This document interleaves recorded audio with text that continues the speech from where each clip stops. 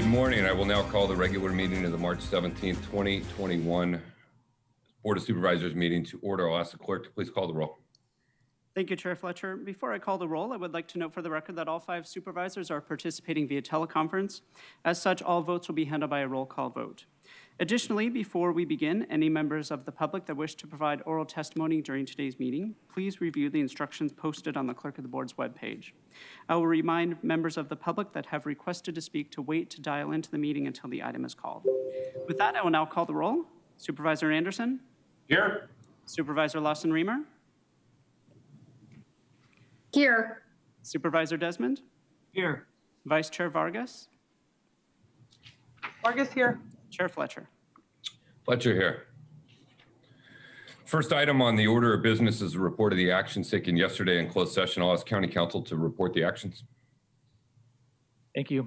The Board of Supervisors met in closed session starting at 3:45 p.m. and adjourning at 5:10 p.m. The Board took the following reportable actions.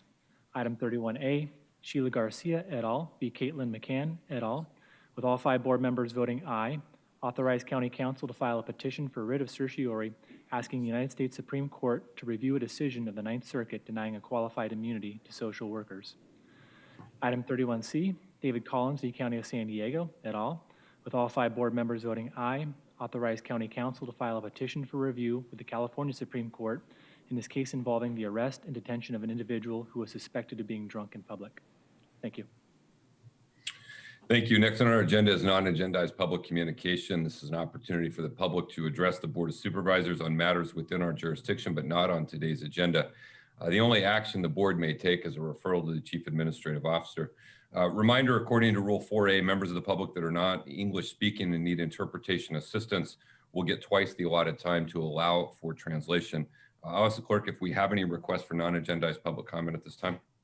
Thank you, Chair Fletcher. Yes, we have 11 requests to speak on matters not listed on the agenda. Any members of the public that have requested to speak during non-agenda public communication, please dial into the conference line now using the instructions provided to you. We will be calling speakers by the last 4 digits of their phone number. You will hear a notification that your call has been unmuted. You will then need to press *6 to unmute your phone. Each caller will be asked to state their name for the audio record, and you will have 2 minutes to address the board. You will hear the sound when your time is up, so please conclude your comments at that time. I would remind the public speakers that they should mute their TV or live video stream before they begin speaking. And Aaron, if you could please identify the first caller. We're waiting for the callers to call in. It looks like our first caller has joined, 7750. Oh. Looks like 7750 dropped. Let's see if we're still waiting on callers to join. 3800. 3800. Please press *6 to unmute yourself. Thank you. My name is Barbara Gordon. As the Board of Supervisors looked to permit marijuana businesses, the supervisors missed the opportunity to put the community first. Marijuana businesses are often located in vulnerable communities, which adds to the health disparities that already impacted by social inequities. The community recognizes these are not benign businesses, but actually a risk to the public. The most recent Sandag survey of juveniles arrestee is very concerning. These juveniles were not arrested for marijuana, but more than 2/3 of them said they had dabbed THC, the highly concentrated form of marijuana. As you can see from the report, youth marijuana use is up and the perceived risk is down. Marijuana remains the drug of choice for youth interviewed, with 57% testing positive. 73 of the youth reported vaping marijuana.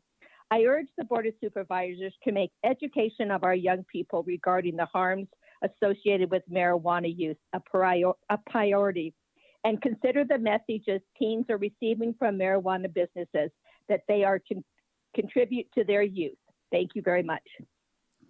Thank you. Our next caller is 5310. 5310. My name is Nancy Logan. I'm speaking today on the dangers of marijuana. If the proposed ordinance passes, people can walk into a lounge, smoke marijuana, leave the lounge, get into their car, and drive away. Please believe me when I tell you that driving while high is as deadly as driving while drunk. Unfortunately, I speak to you today as a person who was widowed at the young age of 27. My husband and I were hit head-on by a driver who was under the influence of marijuana and alcohol. My 30-year-old husband was killed instantly, and my life changed forever. This is the kind of tragedy that will happen if you allow marijuana lounges and other marijuana businesses. This is also the kind of tragedy that can be avoided if you do not allow them. As a citizen of San Diego County, I am begging you not to permit marijuana lounges or any other marijuana businesses. Thank you. Thank you. Our next speaker is 7750. 7750. Hi, is this working this time? Hello, yes, we can hear you. I'm so sorry about that earlier.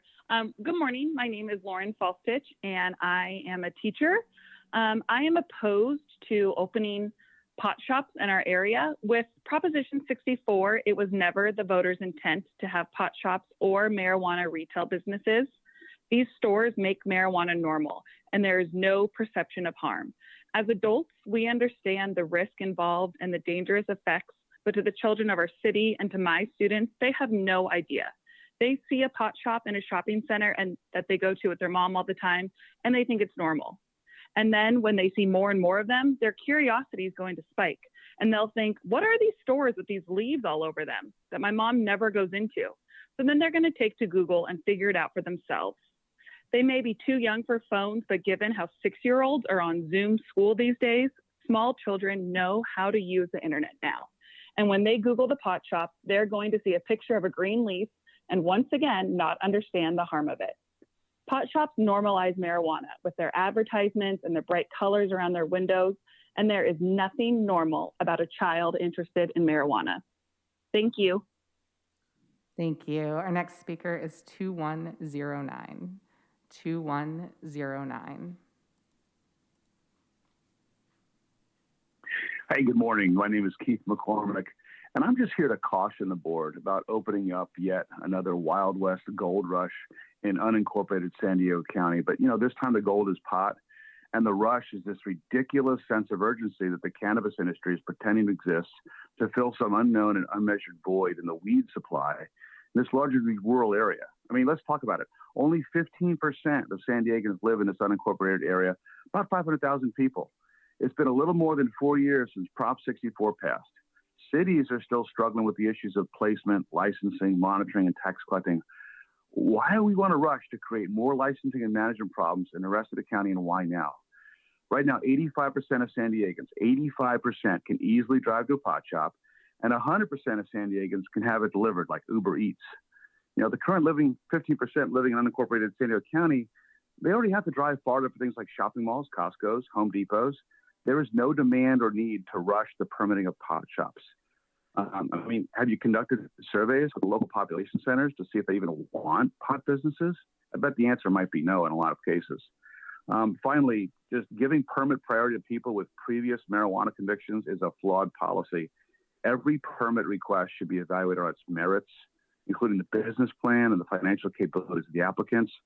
Prior convictions for marijuana should not move anyone to the front of the line for licensing. Thank you for your time.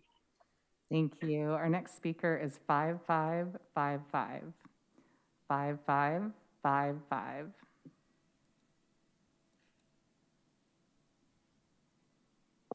Good morning. My name is Tyler James. I'm currently a sophomore in high school. I'm here because I think it's really important to talk about the way that marijuana is affecting the mental and physical health of teenagers. For instance, my school implemented Wellness Wednesdays because they noticed a huge portion of students were feeling stressed and disconnected because of online classes and the lasting effects of the pandemic. Because of increasing levels of anxiety and depression, some teenagers have turned to marijuana to try and cope with those feelings, and most of them use marijuana-flavored vapes. There's a huge misconception among us that marijuana is not addictive and that it doesn't have any negative side effects. But that's not true. There are multiple studies showing that teenagers who use marijuana report higher levels of depression and anxiety than those who don't use any. They're also more likely to attempt suicide based on those feelings.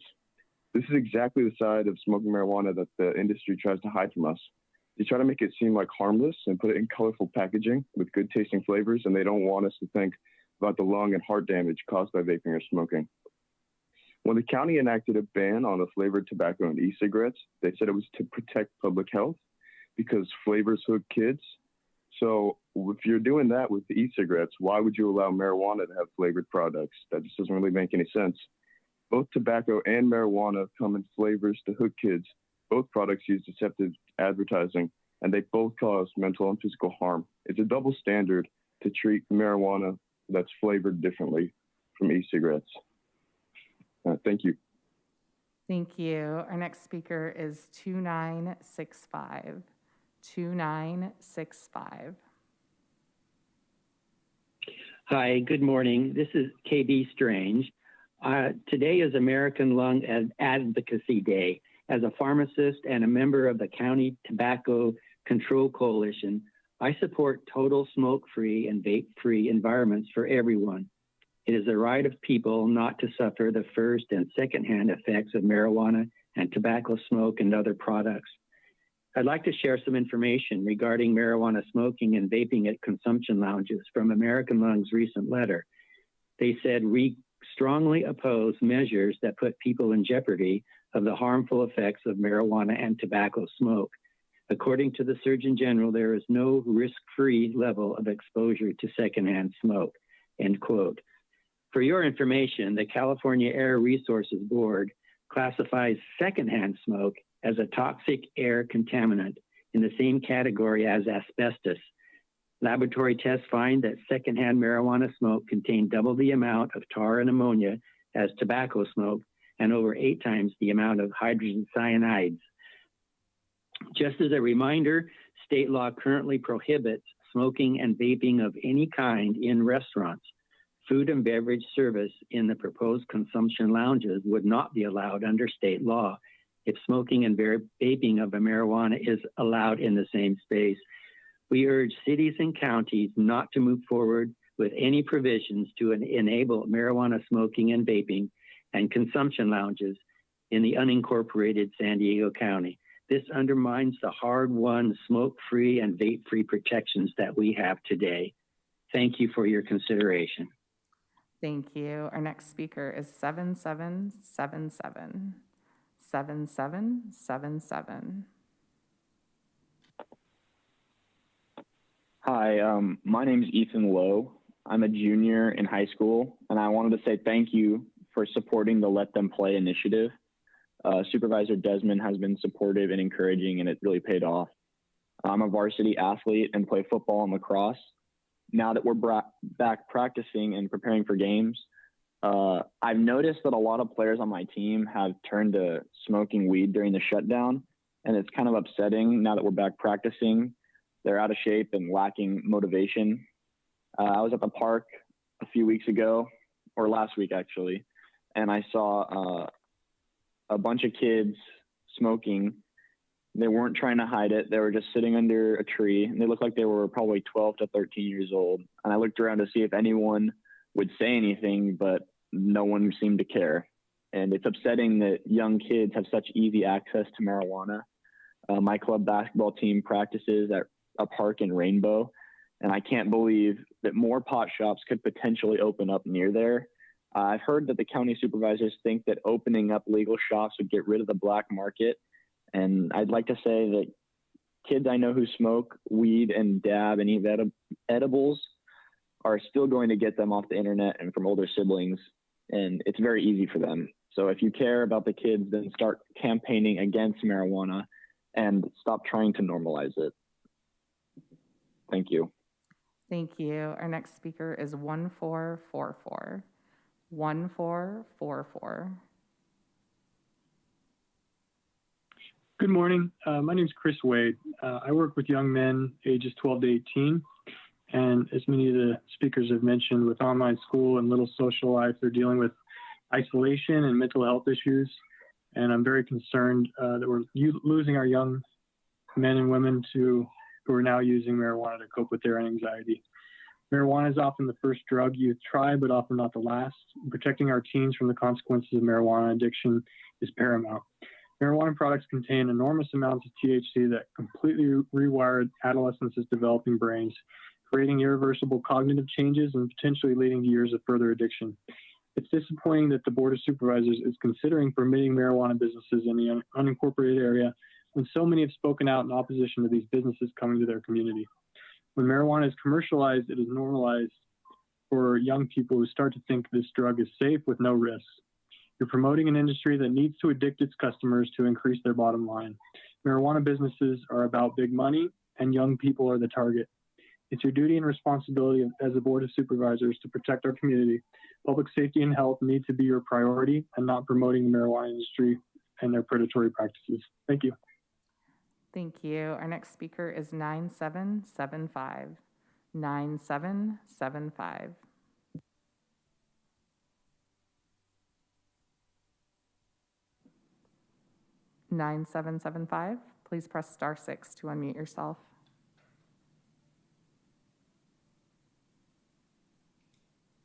(9775). If not, we also have a 0354. 0354. 0354. Please press *6 to unmute yourself. You're our last two non-agenda speakers, so if 0354 or 9775 would like to address the board on non-agenda public communications, this is your opportunity to do so. We also have 9415. 9415. If you've just called in for non-agenda public communications, please press *6 to unmute yourself.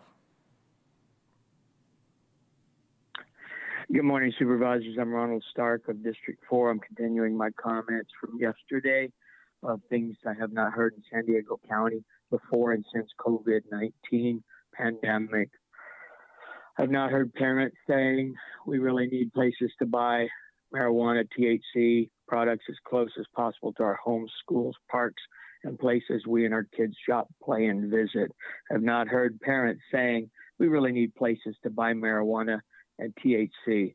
I have not heard elementary, middle school, or high school students saying they aspire to grow up and get into the marijuana cultivation or retail distribution business. I do not hear their parents say they wish their children would take these career routes either. I have not heard the people I fellowship with at my church talking about all the great things that have happened to or in their family or community because it is easier to get marijuana and THC infused products. I have not heard retail business owners and managers saying they really need a retail marijuana distributor moving in right next door to improve their business and business community. I have not heard business and manufacturing districts crying out for a THC extraction plant to set up operations next door. I have not heard food and garden, agricultural farm areas screaming out to get marijuana growing operations nearby to compete for precious and limited water supply. I have not heard law enforcement talking about or collecting data on compliance checks on existing retail marijuana products, sales, and distribution. I have not heard about independent law enforcement and joint partnerships with the Bureau of Cannabis Control conducting minor decoy and shoulder tap operations to ensure marijuana and marijuana products are not sold to minors. I have not heard of compliance checks for mobile delivery to ensure marijuana products are only being sold to people 21 years or older. I have not heard there are no marijuana-related crashes and fatalities in San Diego County. I have not heard of emergency services and emergency room staff and a doctor saying, I cannot recall ever having a marijuana overdose minor or adult here for care. I have not heard emergency services saying they have had no patients arriving with marijuana-related injuries, overdoses, vomiting, or psychotic break. Before you take any actions, pay attention to what you have not heard. Thank you. Thank you. And this is the final call for 0354 and 9775. If either 0354 or 9775 would like to address the board, please press *6 to unmute yourself now.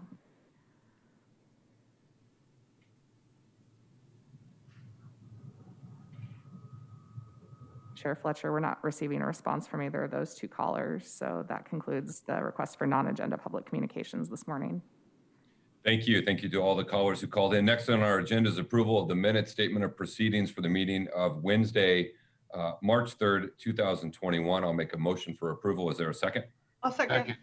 All right, we have a motion by myself, a second by Vice Chair Nora Vargas. Ask the clerk to please call the roll. Thank you. Supervisor Anderson? Aye. Supervisor Lawson-Remer? Aye. Supervisor Desmond? Aye. Vice Chair Vargas? Vargas, aye. Chair Fletcher? Fletcher, aye. That motion passes unanimously with all supervisors being present and voting aye. Now we'll proceed with the formation of the consent agenda. I will start by asking the clerk if there are any items that the public wishes to be pulled for discussion. Thank you, Chair Fletcher. Yes, item 1 has been pulled by the public. Item 2 has been pulled by the public. Item 3 has been pulled by the public. Item 6 has been pulled by the public. And item 8 has been pulled by the public. All the remaining items on the Board of Supervisors agenda may be placed in the consent calendar for your board's consideration. All right, I'll now proceed with my colleague, Supervisor Anderson. Are there any items you wish to be pulled or comments to make? Supervisor Anderson, you're muted. You know, everybody in my family tries to mute me. You're the only one that succeeds. We don't mute you. No, I know, I did. We'd like to hear from you. We only punish ourselves, right? So I have nothing to add. However, I would like to make the motion, provided everybody's changes are included. All right, thank you. We have a motion by Supervisor Anderson. Next, we'll go to Supervisor Lawson-Remer. No, that's okay. Thank you. Supervisor Desmond. No items to pull, and I'll second the motion. Thanks. Thank you. Thank you. We'll go to Vice Chair Vargas.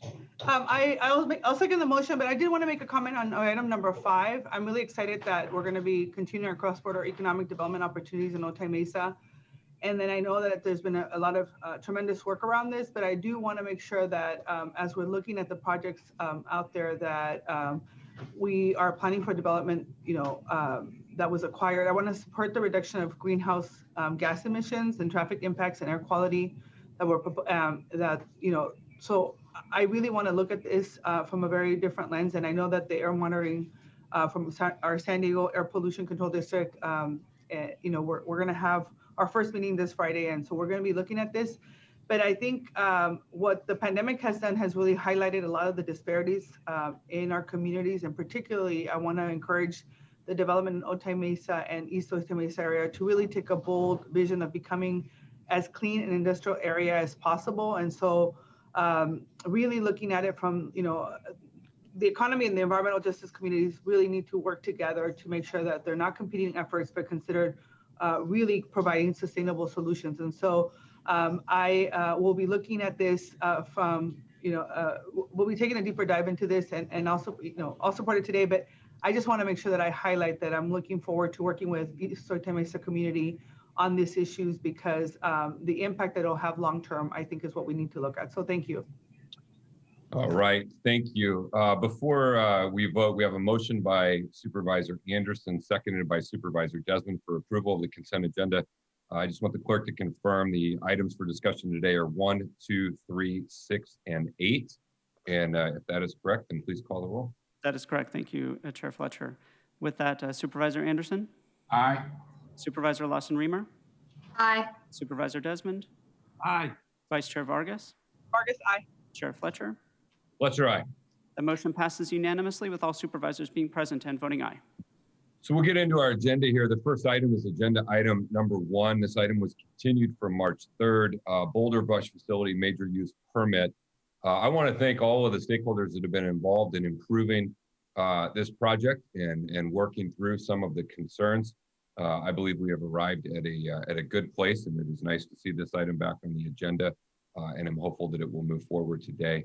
Let me first ask if there's any staff comments or presentation they would like to make on this item before we hear from public speakers. Thank you, Chair. Yes, we do have a staff presentation on the item. Perfect. Before the staff begins our presentation, any members of the public that have requested to speak on this item, please dial into the conference line now using the instructions that were provided to you. You will be muted until it is your turn to speak. Thank you. Good morning, Chair Fletcher and Supervisors. I'm Nick Kodafides from Planning and Development Services. Today, Ashley Smith and I will be presenting on item number 1, the Boulder Brush Facilities Major Use Permit. The department is before you today recommending approval of this project. The Boulder Brush Facilities Major Use Permit is located in the community of Boulevard, approximately 50 miles east of the city of San Diego. It is located to the northeast of the Campo Reservation and is approximately 2.3 miles north of Interstate 8. The 500 kilovolt Sunrise Power Link traverses the northeast portion of the private land, and the existing Kumeyaay Wind and Thule Wind facilities are located to the west and northeast, respectively. The Boulder Brush Facilities Major Use Permit is a piece of the Campo Wind Project, which is a 252 megawatt wind energy generation project. The wind turbines will be located on the Campo Reservation and are under the jurisdiction of the Bureau of Indian Affairs, or BIA. The Campo wind turbines portion of the project was approved by the BIA in April 2020. The Campo Wind project will provide enough electricity for approximately 70,000 homes. The county's permitting authority is limited to the facilities located on the privately owned Boulder Brush property within the county's land use jurisdiction. Although these facilities will serve the overall Campo Wind project, the portion subject to county jurisdiction is limited to a major use permit for a 3.5-mile portion of the overhead 230 kilovolt generation transmission line, a substation, a switchyard, and access roads. Located within the county's jurisdiction, the Boulder Brush facilities consists of a 230 kilovolt Gentile line from the northeast to the southeast portion of the site, a substation, a switchyard, 3 10,000-gallon water tanks, internal access roads, and off-site improvements to the existing Ribbonwood Road. The overhead transmission line will transmit electrical energy generated by the wind turbines on the reservation. The portion of the transmission line on private land will require 32 steel pole structures that will be a maximum height of 150 feet. A substation will be constructed at the northern portion of the project site. The transmission line will transmit electrical energy to the substation, which will convert the electricity to a higher voltage. A switchyard will be constructed adjacent to the substation. The switchyard, which controls the output of energy to the grid, will transfer the energy from the substation to the existing Sunrise Power Link transmission line. Overhead lines will connect the switchyard to the existing Sunrise Power Link transmission line. Upon completion of construction, the switchyard will be transferred to SDG&E, which will then own, operate, and maintain it. The transmission line, access roads, and substation would remain under the county's jurisdiction. Since the entire project includes proposed components on private land and on the Campo Reservation, the project as a whole is subject to both the California Environmental Quality Act, known as CEQA, and the Federal National Environmental Policy Act, known as NEPA. The county prepared an environmental impact report for the overall project under CEQA. While the county only has decision-making authority over the proposed facilities on private land, the EIR analyzes the entire project. An environmental impact statement was approved by the Bureau of Indian Affairs under the federal NEPA in April 2020. The BIA is the lead agency for the NEPA process, not the county. On July 8, 2020, the law offices of Stephen C. Volker filed a lawsuit on behalf of the Backcountry Against Dumps organization, Donna Tisdale, and Joe Tisdale against the environmental impact statement with the United States District Court. The lawsuit is still early in the process and no decisions have been made. During processing of the project, the county received comments from stakeholders including Backcountry Against Dumps, Adams Broadwell and Associates, San Diego County Archaeological Society, SDG&E, community members, and the Boulevard Community Planning Group. These comments included concerns related to wildfire risk, CEQA piecemealing, socioeconomic impacts, and major use permit findings. The majority of the public comments were related to the proposed wind turbines located on the Campo Reservation. A fire protection plan has been prepared and evaluates potential fire risks and identifies measures that will mitigate those risks. These measures include improved access, fuel modification zones, water tanks, steel poles, and surveillance. The project is required to implement a fire services agreement, which requires approval by the Board of Supervisors. Funding provided by this agreement will result in capital that can be used toward firefighting and emergency response improvements. With implementation of the Fire Protection Plan and the Fire Services Agreement, the project will have a less than significant wildfire impact. CEQA prohibits an agency from acting on a single project as separate phases or components, each of which might have individually minimal environmental consequences, but collectively may have significant environmental impacts. The dividing of the phases of a large project as separate actions is generally known as piecemealing. The Tory Wind project is a separate project subject to county permitting authority that is currently in process with PDS, located on the same property and proposed by the same applicant as the project. The Tory Wind project proposes up to 30 wind turbines, a substation, and a switchyard within the same privately owned 2,000-acre property boundaries as the Boulder brush facilities. If both the proposed project and the Tory Wind project are approved and proceed, they would use the same substation and switchyard, as this would be the location to transfer the power generated by these projects to SDG&E. Because the project and Tory Wind project would be separately conditioned to construct the substation and switchyard facilities, they would operate independently of each other. They could be sold to separate operators. They would have separate power purchase agreements, and they would go through independent review processes. It has been determined that the project is not piecemealing under CEQA. Comments were received indicating that the project and other cumulative projects will result in socioeconomic impacts and property value loss. Most of the concerns were related to the turbines proposed on the Camper Reservation impacting property values. However, there were some comments regarding the transmission line for the project. Within the Boulevard Subregional Plan area and surrounding areas, there are various existing and proposed renewable energy projects. Existing renewable projects and associated infrastructure within a 5-mile radius include the 500 kilovolt Sunrise Power Link, the Thule Wind Project, and the Kumeyaay Wind Project. These renewable energy projects have resulted in a change to the physical setting that includes major infrastructure such as wind turbines, transmission towers, and other related components. In addition, there are various renewable energy and associated infrastructure projects currently in process and review with the county, including the Tory Wind, Boulevard Solar, Boulevard Battery Storage, and Rugged Solar projects. The existing renewable energy projects were taken into consideration when making the major use permit findings. Concerns were raised regarding the major use permit findings that need to be made for the project. Before any major use permit may be granted, it must be found that the location, size, design, and operating characteristics of the proposed use will be compatible with adjacent uses, residents, buildings, or structures. These include considerations to scale, bulk, and coverage of the facilities, availability of services, effects upon neighborhood character, and suitability of the site for the type of proposed use. The project site is primarily undeveloped, with rural residential development to the south, Federal Bureau of Land Management lands to the north and east, and a mix of undeveloped private and public lands to the west. Major infrastructure, such as wind turbines, transmission towers, and other related support components, are located in the surrounding area. The Thule Wind Project, which includes 57 wind turbines ranging from 328 to 492 feet in height, surrounds the project site, spanning from the northwest to the southeast.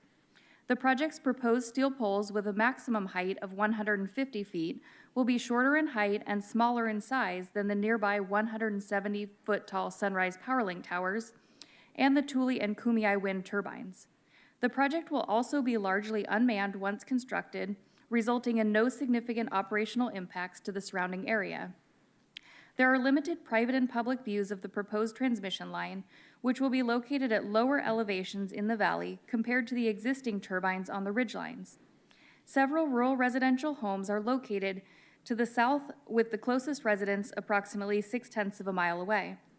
Due to the distance from residences, the transmission line will have limited visibility from many existing residences in the area to the south of the project site. Based on staff's analysis of the Boulder brush facilities, the findings for a major use permit can be made. The project has been reviewed for compliance with the California Environmental Quality Act, known as CEQA, and an environmental impact report was prepared and made available for a 56-day public review period from December 9th, 2019 to February 3rd, 2020. A total of 64 comment letters were received during the public review period, with most of the comments being in opposition to the project. Comments were received from the tribes, state and local agencies, organizations, and the Boulevard Community Planning Group, as well as from individuals citing concerns discussed in this presentation. CEQA requires a public agency to balance region-wide or statewide environmental benefits of a proposed project against its unavoidable environmental impacts when determining whether to approve a project. If the benefits of a proposed project outweigh the unavoidable environmental impacts, the impacts may be considered acceptable by adopting a statement of overriding considerations. The final EIR determined that all potential impacts would be mitigated to less than significant, except visual resources, which was determined to be significant and unavoidable. The final EIR also analyzes and discloses the impacts of the Campo Wind Project components, which would be constructed on the Campo Reservation. The Board of Supervisors must acknowledge significant and unavoidable impacts from the wind project on the reservation, which include visual resources, biological resources, and noise, but does not need to make a statement of overriding considerations for those impacts as they are out of county's jurisdiction. The county has engaged in public outreach since the project submittal in January 2019. At the time of application submittal, public notices were sent to properties owners within 3,000 feet. In February 2019, the county held a public input meeting in Boulevard to solicit comments on the preparation of a draft EIR. In January 2020, the Boulevard Community Planning Group held a meeting to discuss and make a recommendation on the Boulder Brush project with the community. In January 2020, a draft environmental impact report public meeting was held in Boulevard to discuss the project description, the project's impacts, and answer questions from the community. On February 7th, 2019, the Boulevard Community Planning Group voted to recommend denial of the project by a vote of 4-0 with 3 vacant or absent. On November 13th, 2020, the Planning Commission voted to recommend approval of the project by a vote of 7-0. The Boulder Brush Facilities Project will assist the state in achieving the greenhouse gas emission reduction goals by reducing 1.75 million metric tons of carbon dioxide, produce enough power for 70,000 homes, and create short and long-term employment opportunities during project construction. Additionally, the project is consistent with the general plan, the Mountain Empire Subregional Plan, and CEQA. Therefore, based on staff's analysis, we recommend that the Board of Supervisors approve the project as presented and take the following actions. Adopt the environmental findings and certify the environmental impact report. Approve the form of decision for the major use permit and fire and emergency services agreement, and require the applicant to enter into an agreement to defend and indemnify the county in the amount of $750,000 and authorize the director of PDS to execute the agreement. This concludes our presentation, and we are available for questions. Thank you. Thank you for the presentation. I know we have a number of group presentations along with speakers on this item, and so let me have the clerk call forward all those who wish to publicly comment on this item, and then we'll return for board deliberation. Thank you, Chair Fletcher. I will note for the record that we received 32 e-comments on this item. We have 41 requests to speak, and that includes 2 group presentations. Any members of the public that have requested to speak on item 1, please dial into the conference line now using the instructions that were provided to you. We will be calling speakers by the last 4 digits of their phone number. You will hear a notification that your call has been unmuted. You will then need to press *6 to unmute your phone. Each caller will be asked to state their name for the audio record. For the individual speakers, you'll have 2 minutes to address the board. For the groups, you will have 10 minutes. You will hear the sound when your time is up, so please conclude your comments at that time. I would remind the public speakers that they should mute their TV or live video stream before they begin speaking. We'll start with the 2 group presentations, and all of the individuals in the group must provide testimony during your 10 minutes. And if you self-regulate your time, I will chime in when appropriate to indicate how much time you have remaining. Aaron, if you could please identify the first group. Thank you. Our first group is the applicant. I believe they're on a conference line 5484. So if you could all please state your name for the record, and then we'll play your video. Thank you.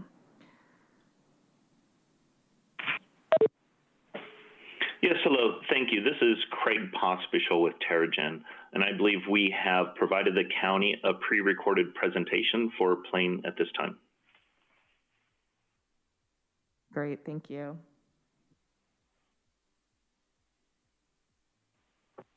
Good morning, Chairman Fletcher and fellow supervisors. My name is Craig Pospischal. I lead the wind development efforts at Terrigen, a San Diego-based renewable energy company. Today, I'm joined by my colleagues, Amy Fuller and Rob Skaggs, who will help me walk through our presentation. Also today, you'll hear from our partner on the project, the Campo Kumeyaay Nation. Chairman Quero, along with current and former tribal leaders, will describe the importance of this project to the tribe's economic development as a frontline community battling the impacts of climate change. Approval today will be consistent and respect the tribe's sovereignty and right to self-determination and self-governance. Terrigen, as the largest developer of wind energy in California, is well positioned to make this wind energy project a reality. We are local, based here in San Diego since 2008, and have a successful record of developing, constructing, and operating utility-scale renewable energy technologies and high-voltage infrastructure like the Boulder Brush facilities. In California alone, we have invested over $4 billion, installing more wind energy capacity than any other company. And we are completing a major milestone this year, construction of our 20th wind energy facility in the state. Together with the Campo Kumeyaay Nation, we look forward to adding the Campo Wind Project with Boulder Brush facilities to that list, and with it, create the over 500 good-paying jobs required for its construction. We are here today to respectfully request your approval of the Boulder Brush Facility's major use permit. The Boulder Brush MUP only relates to the transmission portion of the project, specifically a 3.5-mile segment of the generation transmission line, a project substation, a switchyard, and related access roads and facilities. These comprise the infrastructure that enable the project wind turbines, which are all located on the Campo Reservation, to be connected to the existing Sunrise Power Link high-voltage transmission line. As you have heard in staff's presentation, the tribal and federal permissions to construct the turbines on the reservation have already been granted. But the County of San Diego still has a very important role to play.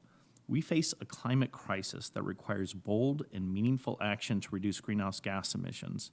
The Campo Wind Project will produce enough clean, affordable, renewable energy to power over 70,000 homes and will displace approximately 58,000 metric tons of greenhouse gas emissions per year. To enable that renewable energy to reach consumers, approval of the Boulder Brush facilities is likely one of the single most impactful decisions within the county to fight climate change and mitigate its impact on some of our most vulnerable communities.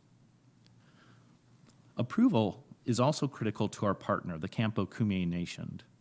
Wind has been identified as the most readily available and easily attainable renewable resource on the reservation. During this hearing, you will hear from Chairman Quero and members of the tribal community express their overwhelming support of the project.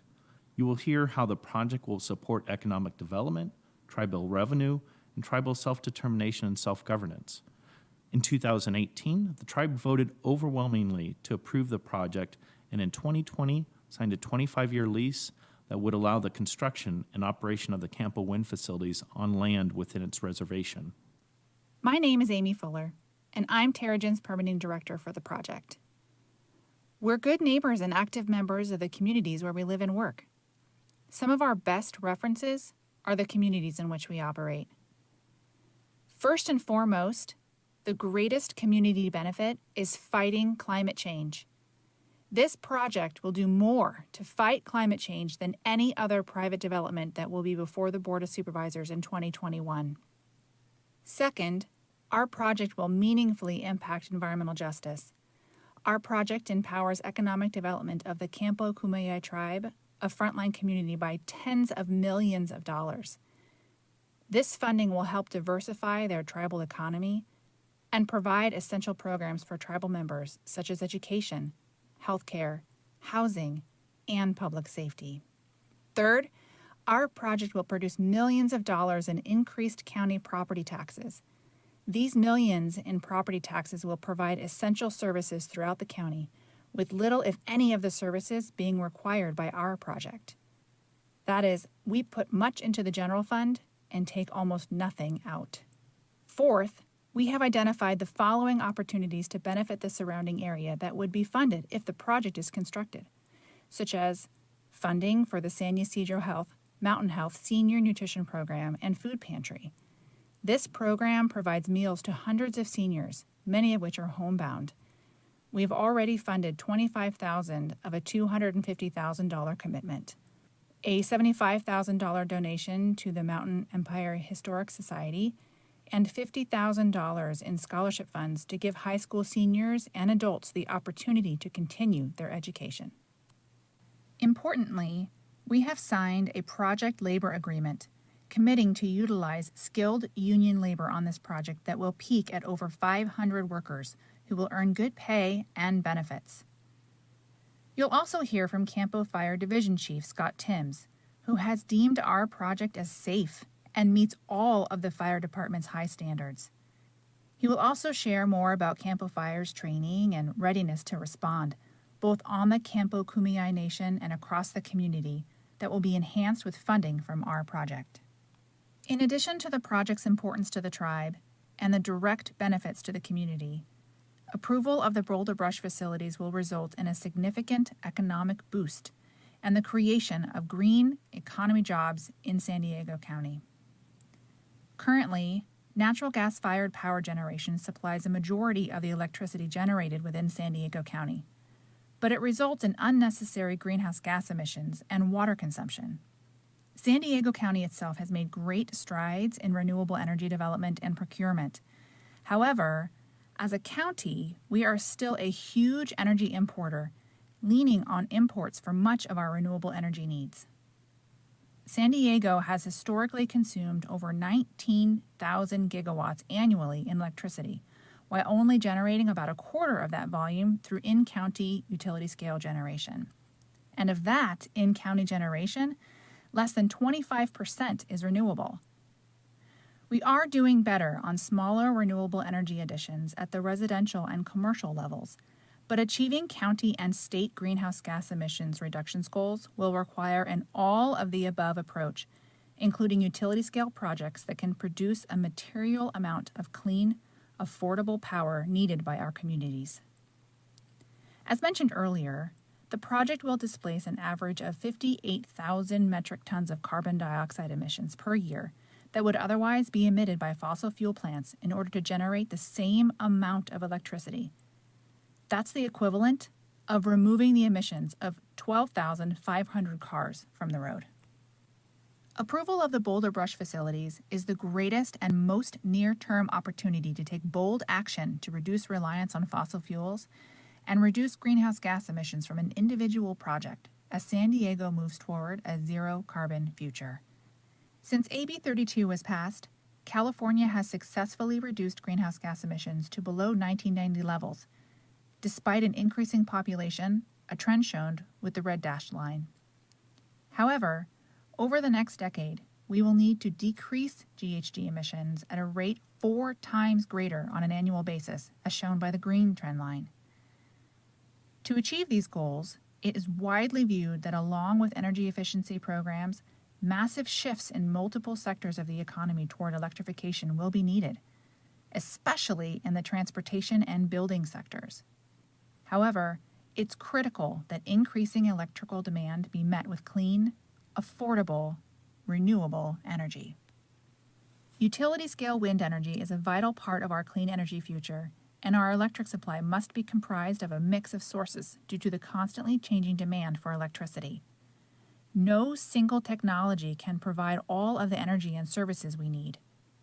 For example, distributed generation sources such as rooftop solar have substantial potential, but also have limitations, including the inability to provide electricity at all times, high installation costs for many families, and impracticality for many renters. It's acknowledged repeatedly among regulators, transmission operators, and power buyers that wind is an important part of the overall renewable energy mix. My name is Robert Skaggs, and I'm a vice president for Terrigen. In 2012, the San Diego County Board of Supervisors approved the county's wind ordinance that outlined where large wind turbine projects should be sited. Those areas are represented with the cross-hatching, including the areas surrounding the project. Importantly, this recognition was consistent with the Campo Kumeyaay Nation's energy vision, whereby it desired to develop its wind resource for economic development. The location of the Gentile line, substation, and switchyard For the group, that concludes your 10-minute time frame. We'll move on to the next group presentation. Thank you. Our next group presentation is 9046. 9046. If you'd like to press star 6 to unmute yourself and introduce yourselves, and then we'll play your video as well.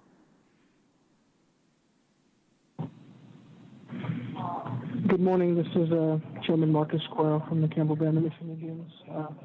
We have a short video ready for you all to go to as well. Thank you. Thank you. I'm Marcus Guerra, Chairman of the Campo Kumeyaay Nation. Thank you for your time today and for the opportunity to explain why your approval of the Boulder Brush facility plays an important role in my community's future. The Campo Kumeyaay Nation sits astride the summit of the peninsular ranges of San Diego County as one of the most isolated of the Kumeyaay bands. It has been a struggle to build a viable economy. For most of our existence as a reservation, the primary source of income for our hardworking citizens has been as laborers for area ranches and businesses. For those who could, training and education was achieved through military service, for which we have a proud history of serving. For most, education rarely went past high school, and our life expectancy is far below the national average. Still, our people persevered through these tough times, building on the foundations established by our elders. We prioritized education, healthcare, fire protection, housing, and environmental protection. We have used what few resources were available to begin the creation of a viable economy. With the advent of gaming 20 years ago, we received a boost with more opportunities for jobs. Our languages, songs, and culture are beginning to resurge thanks to the efforts of our elders. In 2018, a new partnership was forged with Terrigen. The terms of the new project will significantly reduce the mono-economic dependency that has existed these last 2 decades. It will help us to fund and stabilize the governmental services we provide and that benefit our whole region of the county. This project is a significant contribution to the reduction of carbon emissions in the atmosphere. Protecting our Earth is protecting ourselves. One word for Earth and body are the same, and this represents one of the most basic affirmations of our traditional beliefs. To protect the Earth while also expanding the range of services and opportunities for our people is essential for our future. We hope that our efforts are understood and supported by all who see the high road we travel. I'm going to say this very simply and very directly. My people need this project. It is vital to our economic stability today and into the future. The fact is, your decision today impacts our ability to feed our families, care for our children and our elders, and protect ourselves from economic downturns. I urge you to approve the Boulder Brush facilities. Thank you. My name is Kerm Ship, and I'm the Vice Chair of the Campo Kumeyaay Nation. Thank you for the opportunity to be heard on this project that is so important to my people. The Campo Kumeyaay Nation has limited opportunities for economic progress. Wind is something gifted to us in great supply. It is our obligation to harness this gift, and our community supports it. In April 2018, we put this project to a fair and lawful democratic vote. Every person in our community got a say in the process, and the vast majority of our people voted to approve the lease of our land for the turbines. That vote must be respected. They voted in favor of this project because they clearly see the benefits.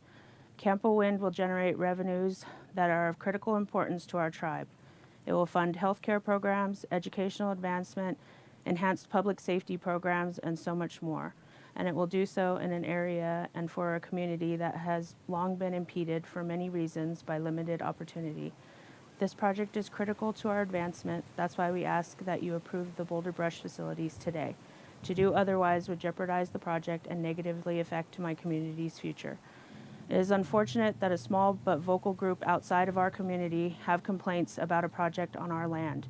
And while they loudly protest at every opportunity, their complaints should not override our democratic vote.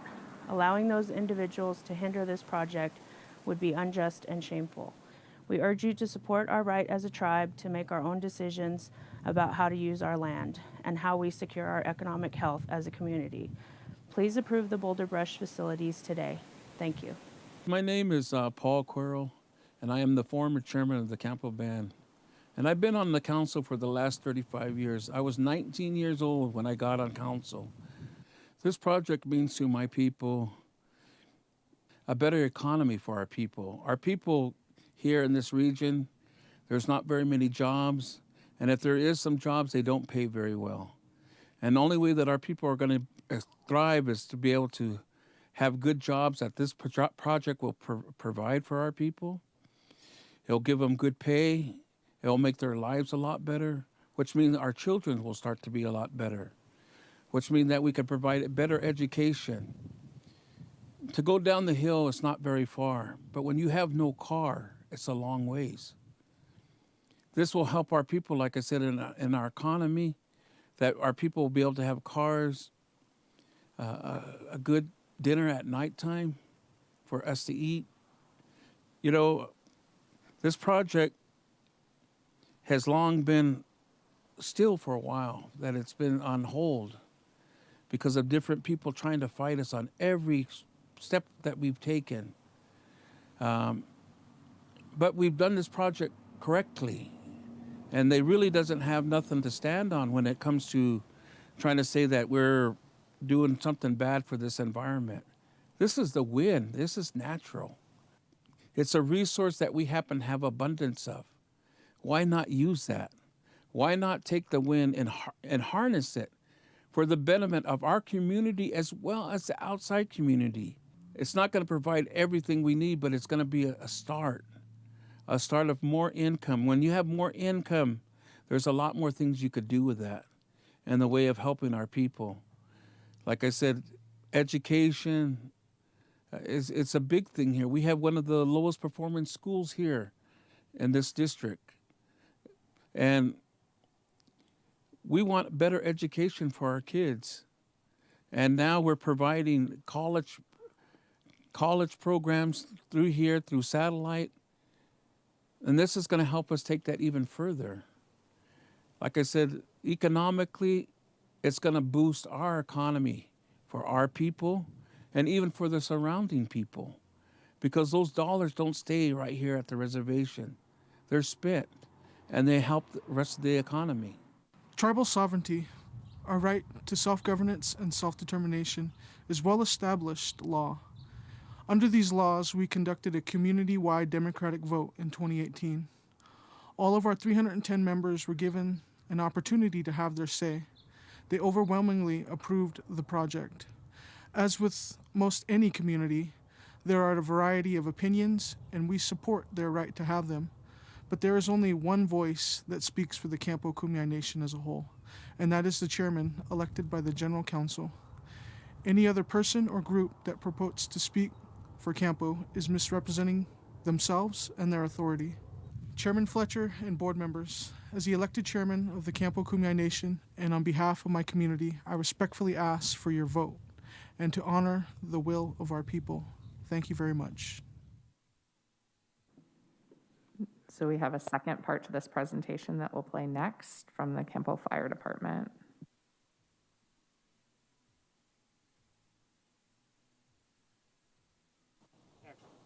My name is Scott Timms, and I'm the Division Chief for the Campo Reservation Fire Department.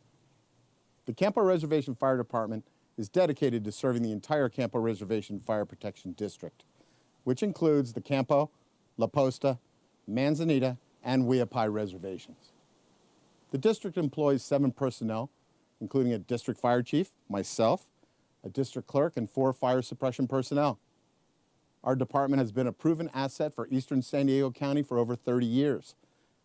It has assisted in responses for medical aid, fires, and other emergencies, both on and off our reservation. Many properties in the communities surrounding the district have benefited directly from the emergency services we provide. Our first responders are trained to the highest standards and utilize equipment that exceeds the standards required for a modern all-risk department. However, improved equipment and supplies are always necessary, and the improved income from the Campo Wind project will significantly assist our efforts. The Campo Wind project with Boulder Brush facilities is safe, has met all of our standards, and is good for our community, period. It will further enhance our capabilities by directly bringing more equipment and operational resources to our department. The project fire protection plan and any additional equipment needs will be online and ready before any construction commences on the project. We have been and will continue to work directly with Terrigen to ensure that fire mitigation actions are undertaken to reduce any construction risks. The added capacity we gain from this project will help us in all our responses, both on and off the reservation, and will help save lives and property. The district has reviewed the project during the planning stage and will conduct a post-construction review of as-built drawings and completed structures to ensure compliance with the fire protection plan. We will also coordinate with Thank you, and that concludes the 10-minute time frame for the second group. We'll now move on to the individual speakers. Again, the individuals will have 2 minutes to address the board. Thank you. The first individual is 4170. 4170. We understand you also have a PowerPoint presentation that we're about to bring up on the screen. So we'll let you know when that's ready to go. And then if you could please tell us when to advance your slides. Thank you. Okay, your PowerPoint is ready. Good morning. I'm Donna Tisdale, Chair of the Boulevard Planning Group, President of Backcountry Against Dumps, and a impacted property owner that shares a 1/2 mile common boundary with Campo Wind. They'll be enabled by Boulder Brush. Next, please. This just represents our Boulevard Planning Group votes. We already have 82 existing turbines here, and we know the harm that they would cause. Next. Our nonprofit, Backcountry Against Dumps, funded 3 professional acoustic studies to document that existing turbines are generating harmful pressure waves that radiate out for miles into homes. We filed a lawsuit against Campo Wind's approval by the feds. The judge recently denied defendant motion to dismiss. We also challenged FAA's no hazard determination, and they withdrew that approval. Next, please. Morningstar Ranch just shows where my husband and I have invested over 100 years of our life and fortune. And we're going to have 7 of these 586 tall turbines, construction yard batch plants, and 56.4 million gallons of water pumped right next door. There's also tribal homes that will be impacted on the other side of the hill from the same facilities. We'll be forced to move, but our property and value in the future will be devalued, but our tribal neighbors don't have the ability to move. Next, new CEQA information. Since response to comments dated September 22, the FAA remanded their termination of no hazard. We received a FOIA response document from FAA that included the fact that Southern California TRACON objects to the proposed wind farm as requested by Campo. Now they're in violation. You guys are in violation if you approve this of your large turbine zoning code. I'm asking you to deny all staff recommendations to approve. These are disproportionately impacted tribal members and low-income communities. The tribal representatives, in my opinion, have no shame and no honor based on information coming from their own members. Inadequate EIR, the next one, please, must be revised and recirculated. Next, please, David versus Goliath. How are we supposed to defend ourselves from these uber wealthy people? Terrigen is part of Energy Capital Partners. They claim over 20 billion capital commitments. Boulder Brush, based in Madison Avenue. They claim that San Diego Wind LLC is their managing company, but there's no registration under that name. The ownership for Boulder Brush facility is GM Gaybridge family. Uber wealthy Abstein landowners. When you look it up on the Secretary of State, there's no matching entities found for those names. Next, please, draft CEQA findings, overriding considerations. They're limited to Boulder Brush, but the whole of the project includes the wind turbines. Next. This is photos of the area immediate surrounding the Boulder Brush facility with private homes, tribal homes, and livestock. The high fire severity zone. Next, please. Substation fires can be catastrophic, especially in the backcountry. Where's the specialized foam equipment for electrical fires? I didn't see that in the fire protection plan. Next, please. Boulder Brush enables Terrigen's 60 586-foot tall turbines. You heard former Chairman Guerra and current Chairman Guerra. In my opinion, they are not telling the truth. I've seen the tribal petitions with 65 signatures, which was twice as many as the 32 that they claim overwhelmingly approved the project. Next, please. CEQA findings are an era. It's averaged 65 to 76 megawatts, not 250, based on efficiency. 33% on average. 2019 California report said it was 26%. Next, please. The 60 turbines, 4.2 megawatts, bigger than anything around, even 86 feet taller than the One America Plaza downtown. The next, please.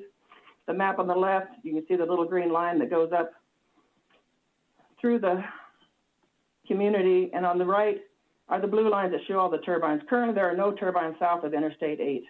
Nobody mentioned that. And the county wind ordinance disallowed turbines south of I-8 because of population. Next, please. These are simulations of what Campo wind views would look like from my home on the left and tribal homes on the right. They're far too close, and too many other homes are similarly impacted. Next, please. Low-flying homeland security military activities where the turbines will be equals collision and wildfire risk. Next, please. These are evidence of wind turbine fires. On the left is Campo Kumeyaay wind. On the right is a Buffalo Gap wind turbine. And then there's also 2,000-acre fires have been sparked. Next, please. Locus Ridge turbine, which was just the other day. This is Avangrid's fifth fire. Avangrid runs Thule Wind. And they basically have to sit and watch the fire burn out. We're asking you to deny these. I provided in here information from the California Energy Commission and Department of Interior where they previously included health impacts, fire risk, all of that, health impacts, double standard.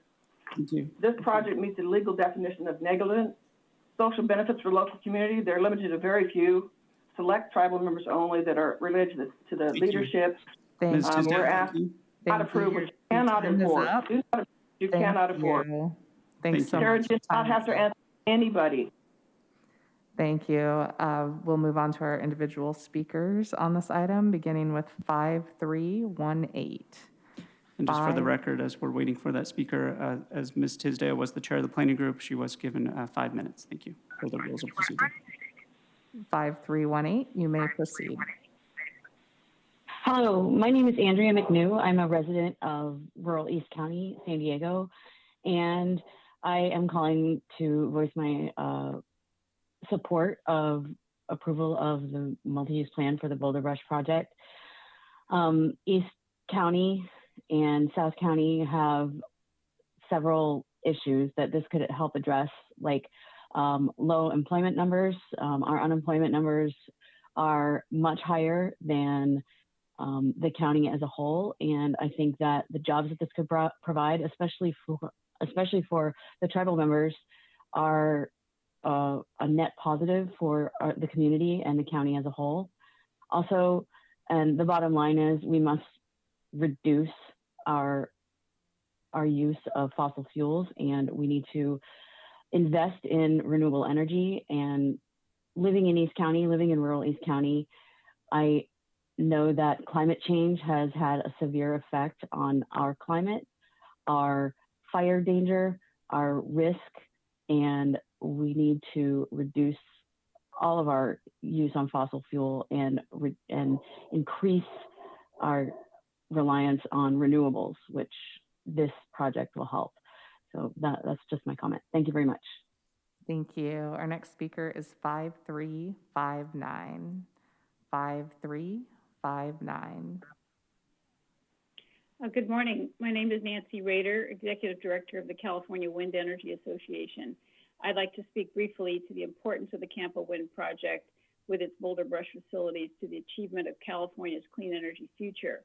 Wind energy is particularly valuable because it complements the daytime production profile of solar energy, producing energy during evening hours, which is California's critical time for grid reliability. This resource complementarity brings tremendous economic value that will help to ensure that we achieve our clean energy goals affordably. The Campo project is also very important because California has very limited remaining wind resources that are of sufficient quality to enable commercial development. The ability to tap these resources will require counties like San Diego, those that are fortunate enough to have these resources, to recognize their importance in permitting decisions. As your county's Public Health Services found in 2019 in its report on the peer-reviewed science related to the human health impacts of wind turbines, by replacing fossil fuels, wind energy can produce significant benefits to individual health, healthcare systems, and public health. For these reasons, I urge your approval of the Campo Wind Project with its Boulder Brush facilities. Thank you. Thank you. Our next speaker is 4710. 4710.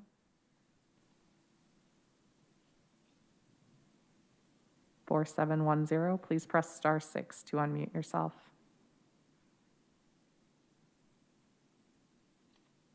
If we don't hear from you when your number is called, we will come back to you.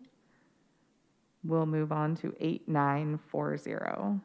8940.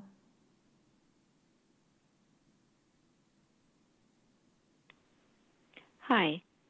Good morning, County Supervisors. My name is Mala Wingard. I live in San Carlos, San Diego. I raised 2 sons in San Diego, and I've taught all levels of biology, including environmental science, for several decades.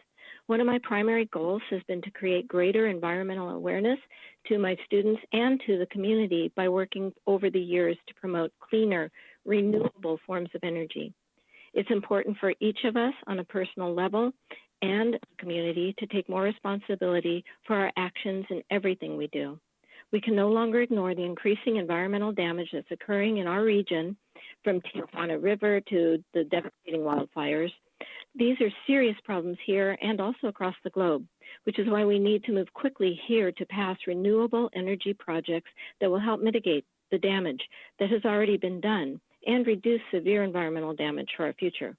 We often forget that the cost to mitigate problems after they arise can be significantly greater than the upfront cost to just create a healthier, safer plan in the first place. I moved to San Diego in the early 70s from Los Angeles, so I've witnessed the devastation caused by climate change here and across all parts of California. We all need to play our role in helping to heal our planet, and the Campo Wind project currently under review is San Diego's chance to help make a difference against climate change. Not only would this project help our environment, but it will also be an important economic investment to our community, the Kumeyaay community, that would create countless jobs while giving residents a choice of the type of energy they choose to consume. We must look to alternative, cleaner energy options to carry us forward to a more sustainable future. So thank you for your time and your thoughtful consideration in voting for this important environmental change. Thank you. Thank you. Our next speaker is 2613. 2613. Hello, can you hear me? Yes, hello. Hi, good morning, Mr. Chairman and honorable supervisors and staff. My name is Adam Day, and I serve as the Chief Administrative Officer for the Sequan Tribe. And I call in today to offer our tribe's full support for the proposal before you today. If we are going to be serious about energy independence and maximizing renewable, sustainable green energy, then we have to take advantage of the opportunities that present themselves. Mother Nature has chosen this spot in our county as one of the prime wind energy sources. The Campo tribe has done the hard work of finding an investor and processing all environmental reviews and legal agreements. It has the tribe's full support. Their project will provide energy to over 70,000 homes. Just as importantly, it will provide critically needed resources for their tribal government and members for education, healthcare, and public safety. Speaking personally as a former county planning commissioner for 15 years, I have seen many projects that struggle to balance the applicant's request with those of the community and the environment. I believe this application has properly analyzed, identified, and mitigated all impacts to the appropriate level. Undergrounding the line is neither economically feasible nor environmentally superior. There is not a more opportune or appropriate location and proposal to provide wind power, and I respectfully request your support of staff's recommendation. Thank you. Thank you. Our next speaker is 4525. 4525.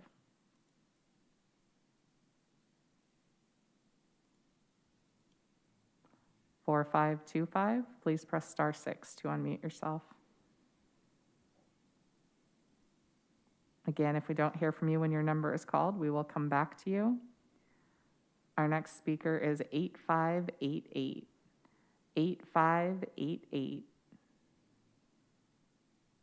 Hello, my name is Malik Thornton. I am a young East County organizer. I first want to thank the Board of Supervisors for giving me the opportunity to speak today. I'm here to speak on item 1 of today's agenda. I want to express my support for the Boulder brush facilities because it will help our county's efforts to create a sustainable future for all by increasing our renewable energy capabilities. This project is vital because it will help address the global climate change, the global climate crisis that we're facing today, and it'll support the people of the Campo Kumeyaay Nation. This is why I asked the Board of Supervisors to please vote in favor of this project. Thank you. Thank you. Our next speaker is 4252. 4252. Please press star 6 to unmute yourself. Hello, good morning. My name is Ileana. I first of all want to thank you BOS for the opportunity to speak. I'm here to speak on item 1 on today's agenda. I just wanted to express support for the Boulder brush facilities because it will help our county's efforts to creating a sustainable future for all of our increasing and renewable energy capabilities. It's important to note the intersectionality between increasing the housing stock and creating opportunities for diverse renewable energy sources. So please vote in favor of the Boulder brush facilities. Thank you. Thank you. Our next speaker is 3277. 3277. Hi, this is good afternoon or good morning. Ted Griswold from Procopio Corey. I am the general counsel for the Campo Band and which supports the project. They've already provided a video presentation, but I am on board to answer any questions should the chairman not be available as they have somewhat tenuous wire service out at the reservation. Thank you very much. Thank you. Our next speaker is 8902. 8902. Good morning, Chair Fletcher, Vice Chair Vargas, and board members. My name is Jason Anderson, President and CEO of Cleantech San Diego. I'm also calling this morning to express Cleantech San Diego's support for the Campo Wind project with Boulder Brush Facilities. Cleantech San Diego is a business organization founded 14 years ago to position the greater San Diego region as a global leader in the clean tech economy. Our members include more than 120 local businesses, universities, governments, and nonprofits committed to advancing sustainable solutions for the benefit of the economy, the environment, and all members of the community. The Campo Wind project with Boulder Brush Facilities will play a critical role in helping the region meet its renewable energy targets. As cities and public agencies around our region continue to commit to renewable energy goals with local generation assets, it is important that the county help advance those efforts by supporting local renewable energy projects on unincorporated land, including tribal land. These projects will not only benefit our environment, but also our regional economy. Cleantech San Diego respectfully requests you support the Campo Wind project with Boulder Brush Facilities and ask that you approve this agenda item. Thank you so much. Thank you. Our next speaker is 3843. 3843.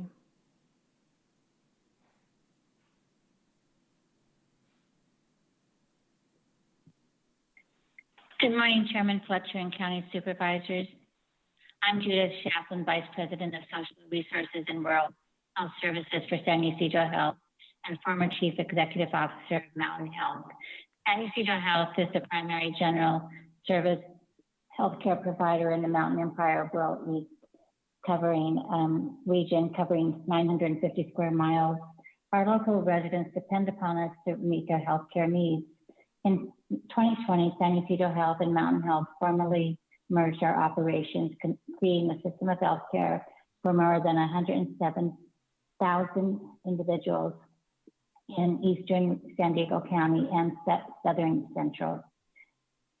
Without the kindness of our donors, many of our programs would not be possible. TerraGen has very generously offered assistance to our organization, including an important donation that we'll use to support a critical program, providing meals and food boxes and care to hundreds, if not thousands, of our senior citizens who rely upon us for their services. These folks have been especially hit hard by the pandemic, and this donation will ensure the continuation of this program that so many seniors and our families in our rural counties depend upon. TerraGen is stepping up to improve the health and well-being of the communities surrounding its project, and this aligns with our mission of San Ysidro Health. Our rural areas are especially hit hard by environmental illnesses, pulmonary issues of cancer and heart disease, and it's increasing year over year. And so our mission aligns with TerraGen of helping to reduce this. This project before you today makes a significant impact for the Campo Kumeyaay Nation and gives the Campo an opportunity to develop enhanced health and socioeconomic programs for its members. I strongly urge you to consider all these important factors I have outlined today. Please support this item. Thank you. Our next speaker is 0788. 0788.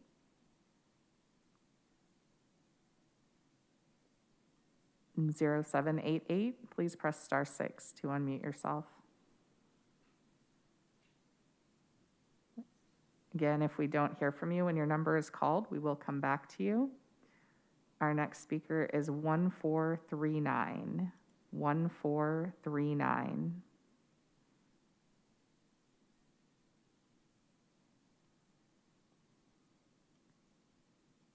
Hi, this is 0788 Teresa DeGroot. Did this go through? I was trying to get it. Yes, hello, we can hear you. Hello. My name's Teresa DeGroot, and I am completely opposed to this. I cannot believe how many lies are told by many of the previous speakers. There has been no work for locals in this area when these other projects went into effect. Most of them come from out of state. There is nothing green about the wind turbines or anything supporting them. The wind turbines are made out of hazardous materials that are not even allowed in the dump. The fire hazards are very high. They destroy the wildlife. They destroy the landscape. They destroy more things than I can even begin to count. We moved out here over 20 years ago to enjoy the backcountry life that you have away from all the noise and sound from the city. And by putting these wind turbines out here, you're bringing them to us. We have our property values are declining. I know that there are a lot of tribal members that did not agree with this and believe that the vote on their land was illegal. They require fossil fuel to run. There's oil running down the sides of them all the time. There's been no benefits to this out here, no jobs. There's been an increase in the cost of energy out here. It's less reliable with many, many blackouts. There has been no benefit. Our property values decline. It kills the wildlife. It ruins the views.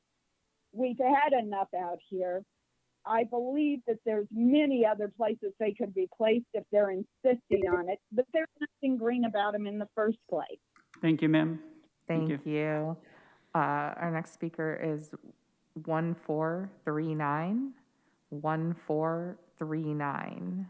Please press *6 to unmute yourself. 1439. If not, we'll move on to 2681. 2681.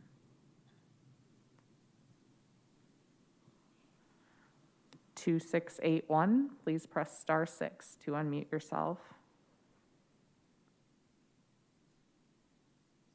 Again, we'll come back to you if you don't respond when your number is called. The next speaker is 9716. 9716.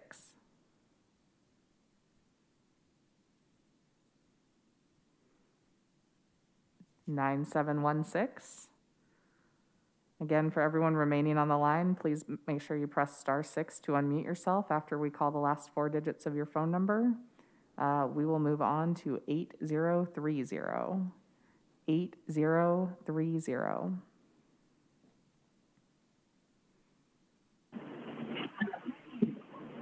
Hi, this is John Winnan from San Diego. How you doing? Hi there. Hey, thank you for allowing me to talk to you guys. That other gal was pretty angry. So anyways, we'll move on with this. I believe in the renewable energy for the turbines. I did solar for my own house, and I did it on my own, and I don't pay electric bill. And I think that the Indian nations, the tribal, they're entitled to do what they, they've done so much good, and they're trying to improve education and help people. And I approve that, okay? And I just want to say it's a nice project. It's not an easy project, but sometimes when things are hard, it is hard. So thank you for your time. Thank you. Our next speaker is 1105. 1105.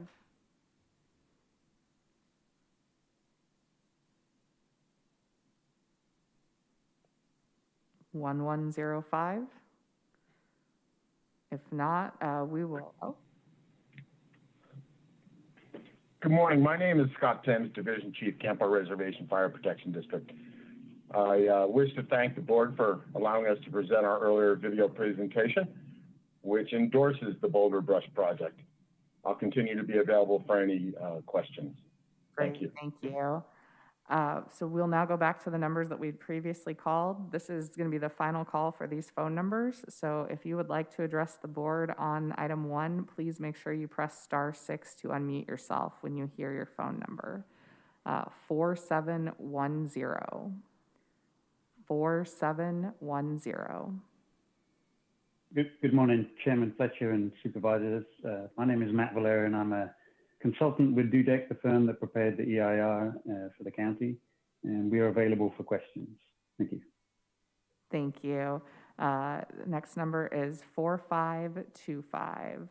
4525.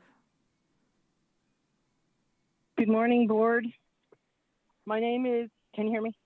Yes, hello. Are you hearing me? Okay, thank you.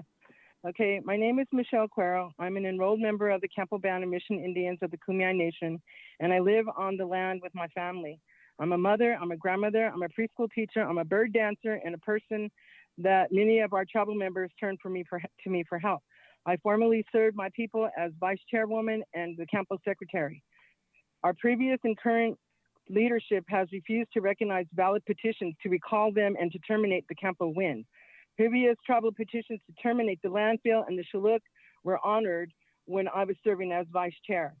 Our leaders are lying to you. They have no shame in this game.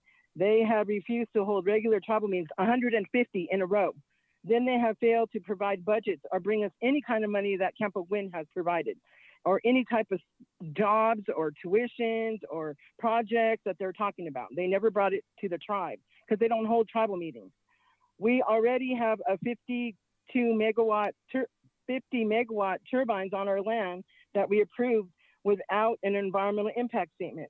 Those turbines are already causing harm to our people and our tribal members, people on the other reservations. We don't want Terrigen to put up 60 more turbines that are over twice as tall as the ones we have already. Our leadership is also willing to sell millions of our gallons of precious groundwater to the Campo, to build the Campo Wind and Boulder Brush substation, even though previously they pumped the same wells dry and made all the elders' wells run dry. And, they didn't have no water for a while and killed our oak trees. No one is listening to our pleas to terminate Campo Wind, even though 20% of the tribe voted it down that lived there. The tribe cannot relocate or be bought out like the non-tribal people around us. the tribe will not receive big money in green tax credits like these other people do, or free electricity for the life of the lease, 30 years.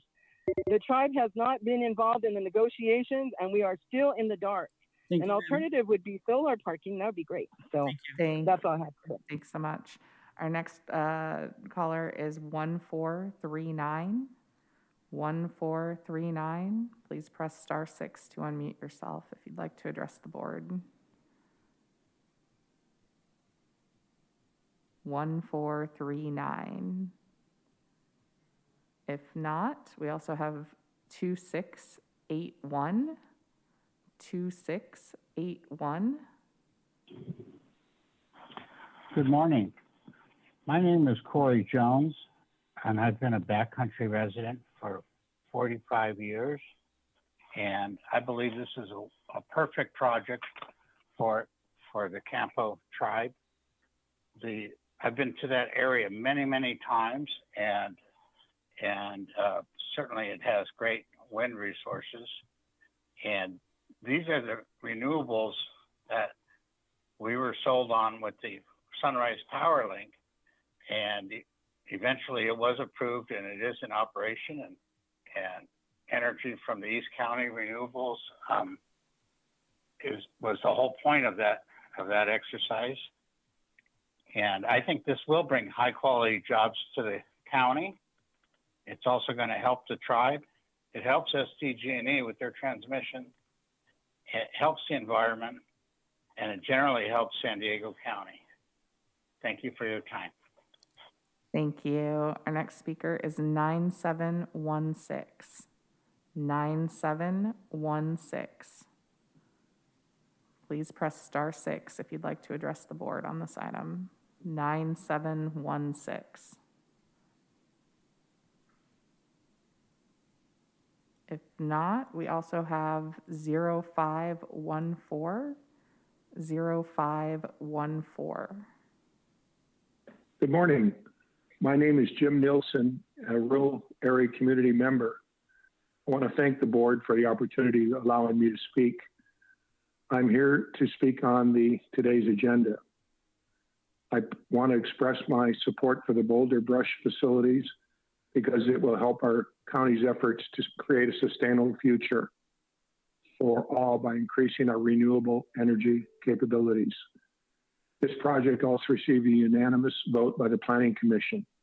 I believe we should pursue more access to diverse renewable energy projects. Please vote in favor of the Boulder brush facilities.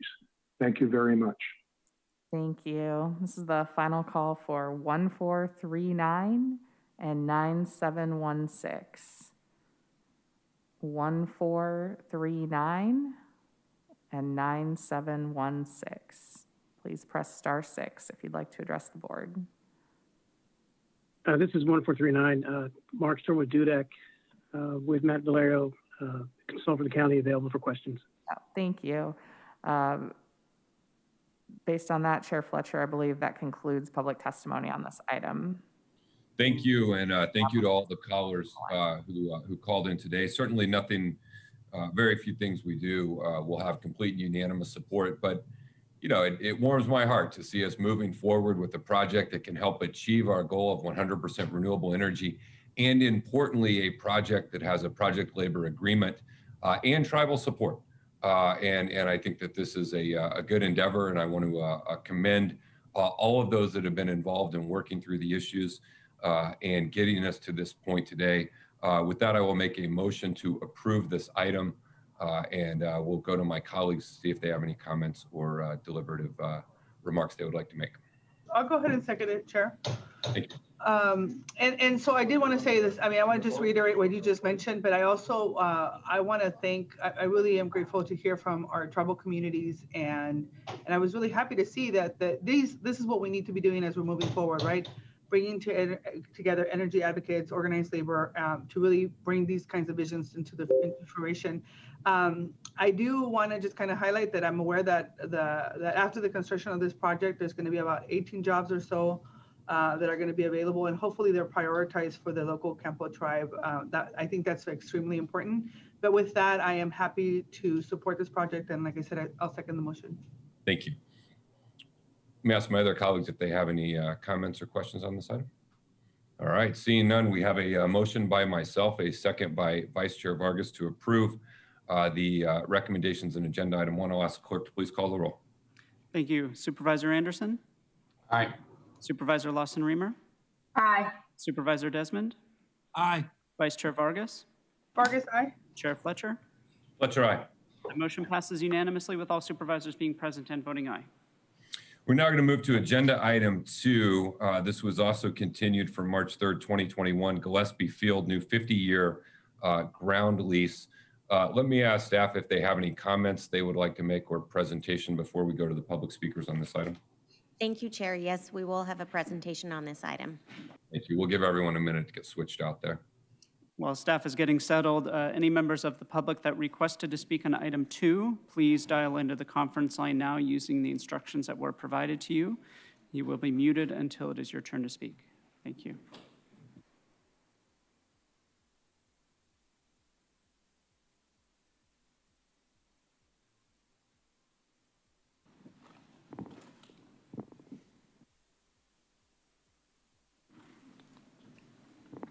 Good morning, Chair Fletcher and members of the board. I'm Jeff Moneta, Director of the Department of Public Works. Presenting this item today is Cam Humphreys, our Director of Airports. Good morning, Chair Fletcher and members of the board.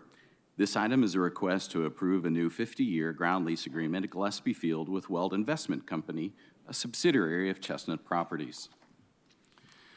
Gillespie Field is the busiest airport in the county and 44th busiest in the United States in terms of aircraft operations. The airport is home to 81 businesses that support over 6,000 full-time jobs and has an economic impact of over $900 million annually. The airport covers 700 acres with the Federal Aviation Administration, or FAA, designating approximately 400 acres to be used for aeronautical purposes and 300 acres for non-aeronautical purposes, such as light industrial manufacturing. The FAA requires all non-aeronautical lease revenues be used for the operation, maintenance, and improvement of the county's 8-airport system. In alignment with FAA policies, the County Board of Supervisors established the Airport Enterprise Fund, or AEF, specifically to encourage the development of available properties to create jobs and generate revenues to operate the county airports at no cost to the general fund. After most available non-aeronautical land was developed between 1975 and 2000, a 29.5-acre parcel remained at the northwest corner of Weld Boulevard and Cuyamaca Street in El Cajon. Zoned for industrial and manufacturing, this property has height and land use restrictions due to its location relative to the airfield. In pursuit of the policy set forth by the board and the FAA, airports continued to attempt to lease this property through competitive bids in 2004, 2013, and 2014. There was a project proposal resulting from the 2004 bid for which the City of El Cajon approved a 463,000 square foot industrial park and certified an environmental impact report, or EIR, in 2009. This project was later abandoned due to an economic recession. The 2014 bid resulted in a development agreement with Chestnut Properties in partnership with another developer. However, this effort was also unsuccessful due to market conditions. In July of 2020, Airports was again approached by Chestnut Properties, this time doing business as Weld Investment Company, stating their interest in developing the property to construct and operate a last-mile distribution center. Because of past difficulties with developing this property, the consistency of the proposed project with zoning and land use restrictions, and the potential for new jobs and added AEF revenues, Airports and Weld began direct negotiations. California Government Code Section 25536 allows the board to award leases for airport property through direct negotiation with approval by a 4-vote majority. There are 2 separate components to this proposal that require approval: the lease agreement for the land and the development project for the improvements on the land. The county is the decision maker for approving the lease, and the City of El Cajon is the decision maker for approving the project. Due to their approval of the original project and certification of the 2009 EIR, the City of El Cajon is the lead agency for the California Environmental Quality Act, or CEQA. As the CEQA lead agency, the City of El Cajon is also responsible for reviewing the site development plan and construction documents for compliance with city zoning and building requirements. I will first discuss the city's consideration of the development project, followed by the county's consideration of the lease agreement. Weld submitted a site development plan to the City of El Cajon for review and approval of the proposed project. The improvements include a 141,360 square foot building, vehicle circulation and parking, employee and delivery van EV charging stations, sidewalks, utilities, stormwater and drainage systems, xeriscaping, and other related improvements. When analyzing the potential environmental impacts, the city compared the original project in the 2009 EIR to the proposed project. In comparison, the proposed project has 3 fewer buildings, 70% less square footage, a 40% decrease in vehicle trip counts, construction is 2 years shorter, and generates 10,838 less metric tons of CO2 annually. A noise analysis also determined the proposed project is consistent with the 2009 EIR. Based on its review, in January of this year, the city approved an addendum to the EIR for this project. The county, as a responsible agency under CEQA, reviewed the city's EIR and addendum. Staff also reviewed comments recently submitted by the public to determine if they warranted further analysis or review. Staff did not identify changes or other conditions within the scope of Public Resource Code Section 21166 or CEQA Guidelines Section 15162 that would require supplemental CEQA review. As such, the county's obligation is to abide by the city's CEQA determination. In addition to a smaller building footprint, vehicle trips, and GHG emissions, the proposed project also includes additional design features and operational plans to reduce noise and light emissions, improve traffic flow, and protect natural resources and any unanticipated cultural resources found on the site. This project also complies with the California Green Building Construction Standards that went into effect in 2019. These new construction standards further reduce energy use and greenhouse gas emissions and conserve resources. The City of El Cajon anticipates approving the site development plan and issuing construction permits in March. Site work will then begin in April of this year and be completed by May of next year, with hiring and start of operations occurring shortly thereafter. Tony Schutz, Director of Community Development for the City of El Cajon, is here to answer any questions related to the city's consideration of the project. For the board's consideration today, the proposed 25-year lease of the 29.5 acres would commence on the earlier of the issuance of the certificate of occupancy, or January 1st, 2023. Based on a fair market appraisal, initial rent is $420,000 per year and is subject to periodic adjustment based on the consumer price index and market value, as is required by the FAA. In addition, the lease would require Weld to make the initial capital investment required to build all of the proposed facilities and related improvements, with a minimum contractual obligation of $20 million. Due to FAA and board policies, the facilities and other improvements will become the property of the county at the end of the lease term. The lease also includes a provision that requires compliance with all applicable federal, state, and local regulatory requirements, including those that may be subsequently be enacted. If approved, this lease will result in an estimated 400+ new jobs and new lease revenues for the Airport Enterprise Fund. The proposed lease also incorporates requirements based on the Airport Sustainability Guidance Plan and the climate action goals as directed by the board on January 13th of this year. Specifically, the lease ensures the transition of the delivery van fleet to 100% EV by 2030, transitioning the building to 100% renewable energy by 2045, and the electrical infrastructure necessary for accommodating 100% on-site solar power generation. Other sustainability features include the necessary infrastructure for accommodating charging stations for employees and the entire delivery van fleet, measures to conserve water, minimize waste, and promote recycling. and its proximity to a trolley station and bus stop provide public transportation options for employees. Combined, these measures further reduce GHG and noise emissions. The proposed lease was presented to the Gillespie Field Development Council, a board-appointed 5-member body, including 1 from the City of Santee and 2 members nominated by the City of El Cajon.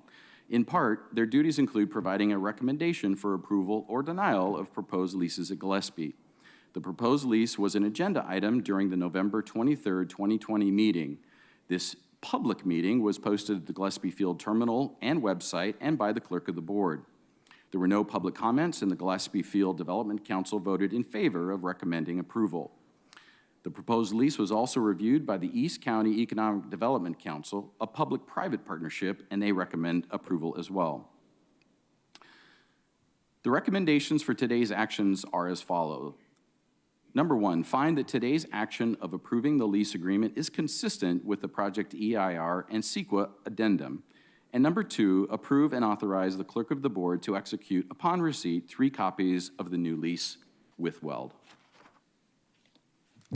This concludes staff presentation, and we are available to answer any questions. Thank you. Thank you for the presentation. I believe we have about 28 public speakers on this item, probably a couple of proposals. Why don't we go to our public speakers, hear from them, and then we will return to the board. So I'll ask the clerk to call forward our speakers on this item. Thank you, Chair Fletcher. Also note for the record that we received 109 e-comments on this item. We now have 35 requests to speak on this item, and that includes 2 group presentations. We will be calling speakers by the last 4 digits of their phone number. You'll hear a notification that your call has been unmuted. You will then need to press *6 to unmute your phone. Each caller will be asked to state their name for the audio record. For the individual callers, you'll have 2 minutes to address the board. For the 2 groups, you will have 10 minutes each. You will hear the sound when your time is up, so please conclude your comments at that time. And I would remind the public speakers that they should mute their TV or live video stream before they begin speaking. We'll begin with the first group presentation. So Aaron, if you could please identify all the speakers in the first group. Thank you. The first group is the applicants. So it's 5848, 4109, and 6210, if you'd like to introduce yourselves, and then we have your PowerPoint ready. Good morning, Chair Fletcher and members of the board. My name is Jeremy Ogle, and on behalf of the Chestnut Properties team, I'd like to share with you the top 5 reasons the county should approve this ground lease. Number 1, Chestnut Properties is a local developer with a deep personal connection to East County. Number 2, this ground lease will generate substantial new revenue for the county. Number 3, the ground lease will create hundreds of permanent good jobs in a disadvantaged community.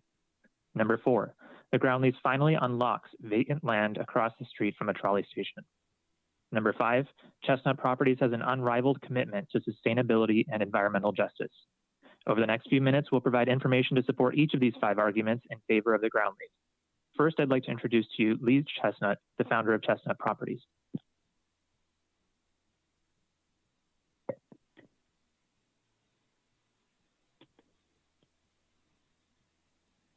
I believe Mr. Chestnut may be muted on his end. 6210 or 4109. Lee, you may need to press *6.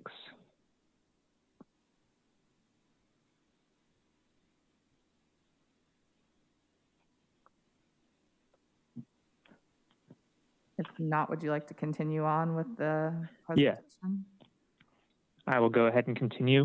SGC LMC Weld is the operating entity that will be managed by Chestnut Properties. SGC LMC stands for Sandy and Lee. That company was founded 30 years ago in San Diego, and in fact, their very first investment was in El Cajon on county-owned land on Friendship Drive, just down the street from the land that we are discussing today. The Chestnut family raised their family in El Cajon for 15 years. Children went to school here, and East County holds a special place in the hearts of this company. We have an outstanding core team at Chestnut Properties, all of whom will be involved in the day-to-day management of the property. Over the past 30 years, Chestnut Property has proven its ability to survive and thrive during some of the biggest economic challenges San Diego has faced. As we look toward the next 50 years, we know the biggest challenges ahead of us are the climate crisis, and the continued threat of a global pandemic. That knowledge drives us to lead in the development and delivery of healthy, sustainable, net zero energy buildings. Now I'd like to introduce Susan Guerra, our Chief Operating Officer. Good morning, this is Susan Guerra. There are many projects we are proud to have built at Chestnut Properties, but I would like to highlight two that demonstrate some important themes that relate back to our Gillespie Field proposal. In 2006, we set out to build something that would become a model for sustainable development in the 21st century. The Papago Gateway Center was the first project in the nation to receive LEED Gold certification in its category. Chestnut developed its double exterior skin layer to adapt to the challenging climate of the Sonoran Desert. This project literally helped to establish the national standards for LEED certification. But it wasn't just about the building itself.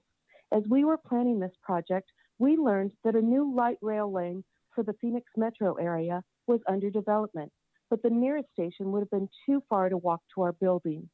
Lee Chestnut volunteered to pay the full cost of building an extra light rail station right outside of our building.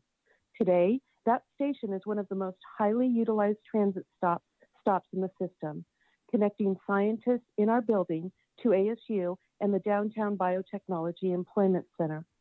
This project represents how far above and beyond Chestnut Properties will go to deliver our vision of healthy, sustainable buildings that matter and participating in the goals of the communities that we serve.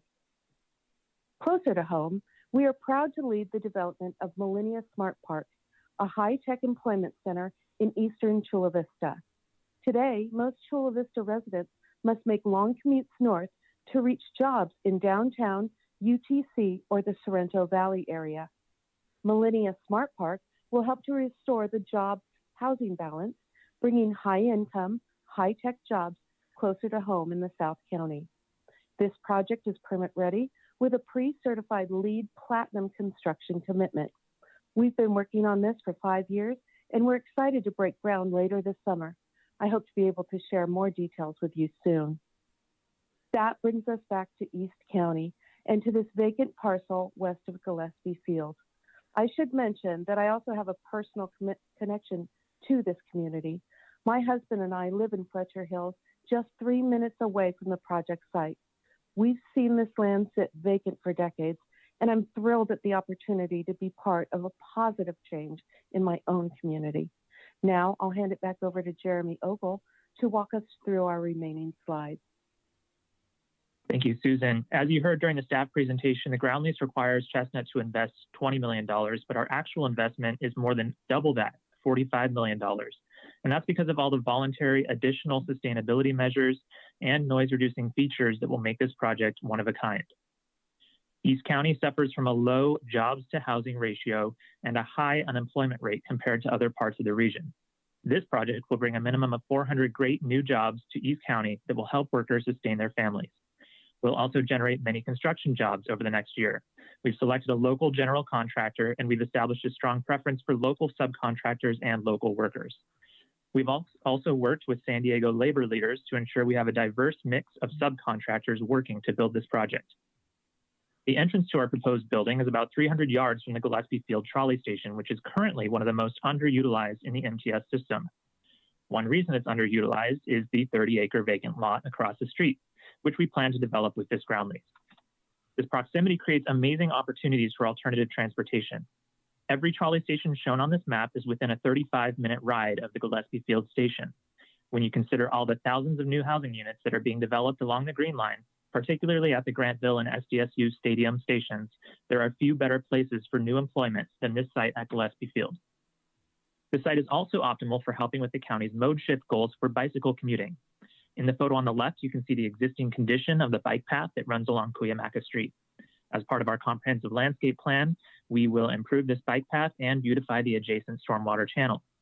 On the right, you have a map that shows everywhere you can ride a bike within 20 minutes of this site. It's prime bike commuting distance up north into Santee, west into San Carlos, east into unincorporated Bostonia, and south into the residential areas of El Cajon.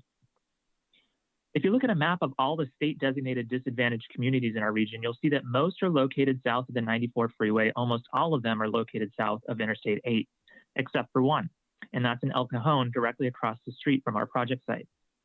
Disadvantaged communities are those that experience high levels of environmental pollution, high unemployment, low incomes, and other economic and social challenges. Our proximity to the only disadvantaged community in East County is one reason why we've chosen to take extra steps to minimize pollution, minimize the use of fossil fuels, and maximize the environmental sustainability of the project we've planned. As mentioned during the staff presentation, we're building to the 2019 Green Building Code, but we're not stopping there. We're taking extra steps to align with the county's climate action goals and the regional sustainability plan. From the day we open, 100% of the infrastructure will be in place to support a renewable powered building. We're committed to be powered by 50% renewables by 2030 and 100% by 2045, but those are just a baseline, and we intend to exceed those goals and will be working from day one to hit them as soon as possible. The building design also includes features that incorporate natural sunlight and natural ventilation to support the health of workers. Transportation is the largest source of greenhouse gas emissions in San Diego County.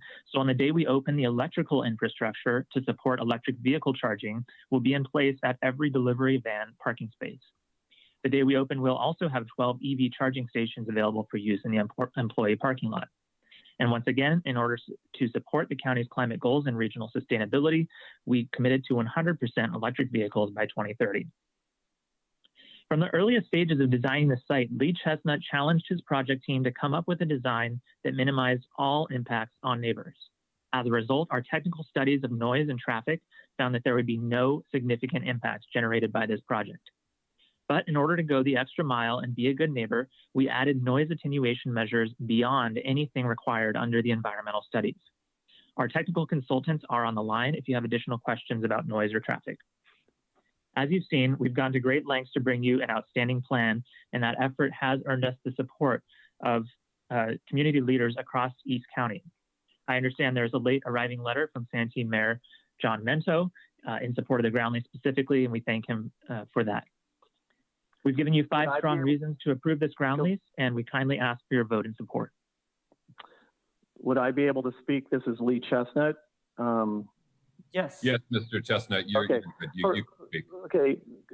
Good morning, Chair Fletcher and members of the Board of Supervisors. Today I realize what star 6 really means. My sincere apologies. I've been listening in. Susan and Jeremy, thank you so much for your participation in this presentation. All I really wanted to do in my part was to put the person and the family behind this entity that's called SGC LMC Weld. That's an operating entity. It's actually my wife and I and our family. And I think you guys are probably aware, I've been a local real estate developer investor for over 30 years. El Cajon, I had my first investment was on County Airport's land in El Cajon in 1992. And we actually lived in El Cajon and raised our family for 15 years, and they went to school there.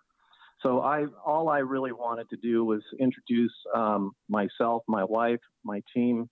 We did have a slide that showed the incredible support that I have with Susan Guerra, my Chief Operating Officer, Mary Kay Jordan, who's a CFO that's been working with me for 16 years. And Tony Lee is a facility director who's passionate about the driving of our buildings to a clean and sustainable future. Chestnut, thank Tony's you. had. Thank you. We appreciate it, Mr. Chestnut. Thank you. Group presentation Thank you. time is up, but we appreciate it, and we're glad you were able to get into the meeting. We're going to move on to the neighbors group, organized group in opposition to the project. So we have 7221, 0545, and 1586. If each of you can please press star 6 now to unmute yourselves. We can play your slides, and if you could please let us know when to advance the slides. We're hearing some feedback, so if you're all in the same room, perhaps just unmute one of you and mute the others. You guys all mute. Yeah. Thank you. So you may begin. All right, You have thank you 10 very minutes, and if you can self-regulate your time, you may begin whenever you're ready. All right, thank you. I'm waiting to see a picture of our PowerPoint. It's on the shown. It is up Oh, it's on the screen, but you're probably, if you're watching Okay. it live, you're probably about 30 to 45 seconds behind the real time. So if you can just okay. to advance the slides, you will not be seeing it in real time. Okay, thank you. Thank you. Thank you for allowing us to share this PowerPoint with you. We are Neighbors Against Noise and Traffic. We are a group made up of community members who strongly oppose this project, and we have many reasons. We're going to discuss safety, environmental impacts, traffic, the noise issue we have, and how close this is to our properties. And ma'am, if each speaker could please state their name for the audio record. Yes, I am Debbie McCormick. Jamie Kennett. Okay, thank you. Did they hear that? Okay. Yes. Next slide, please.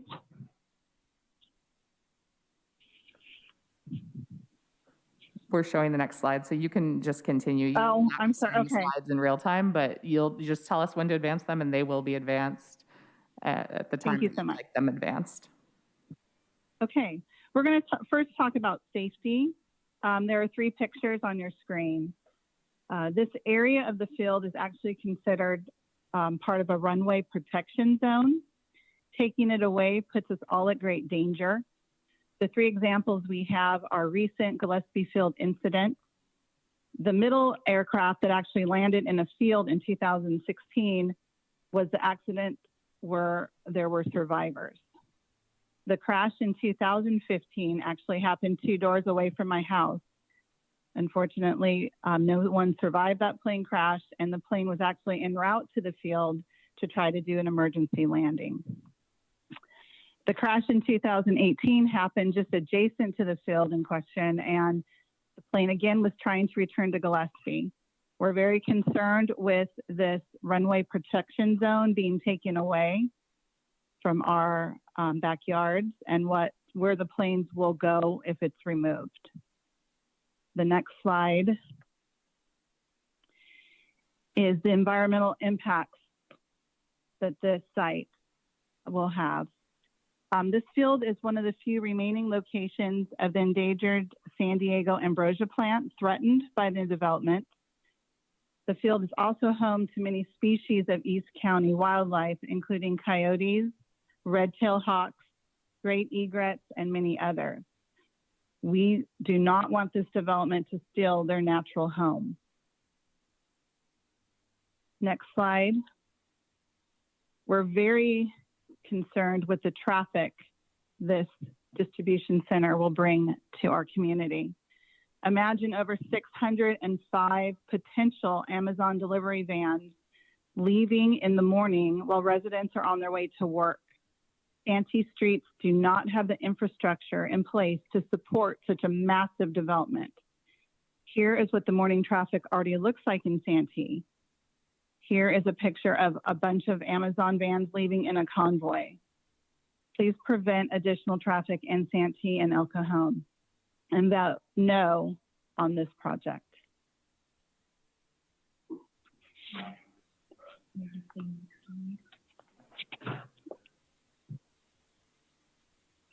Next slide.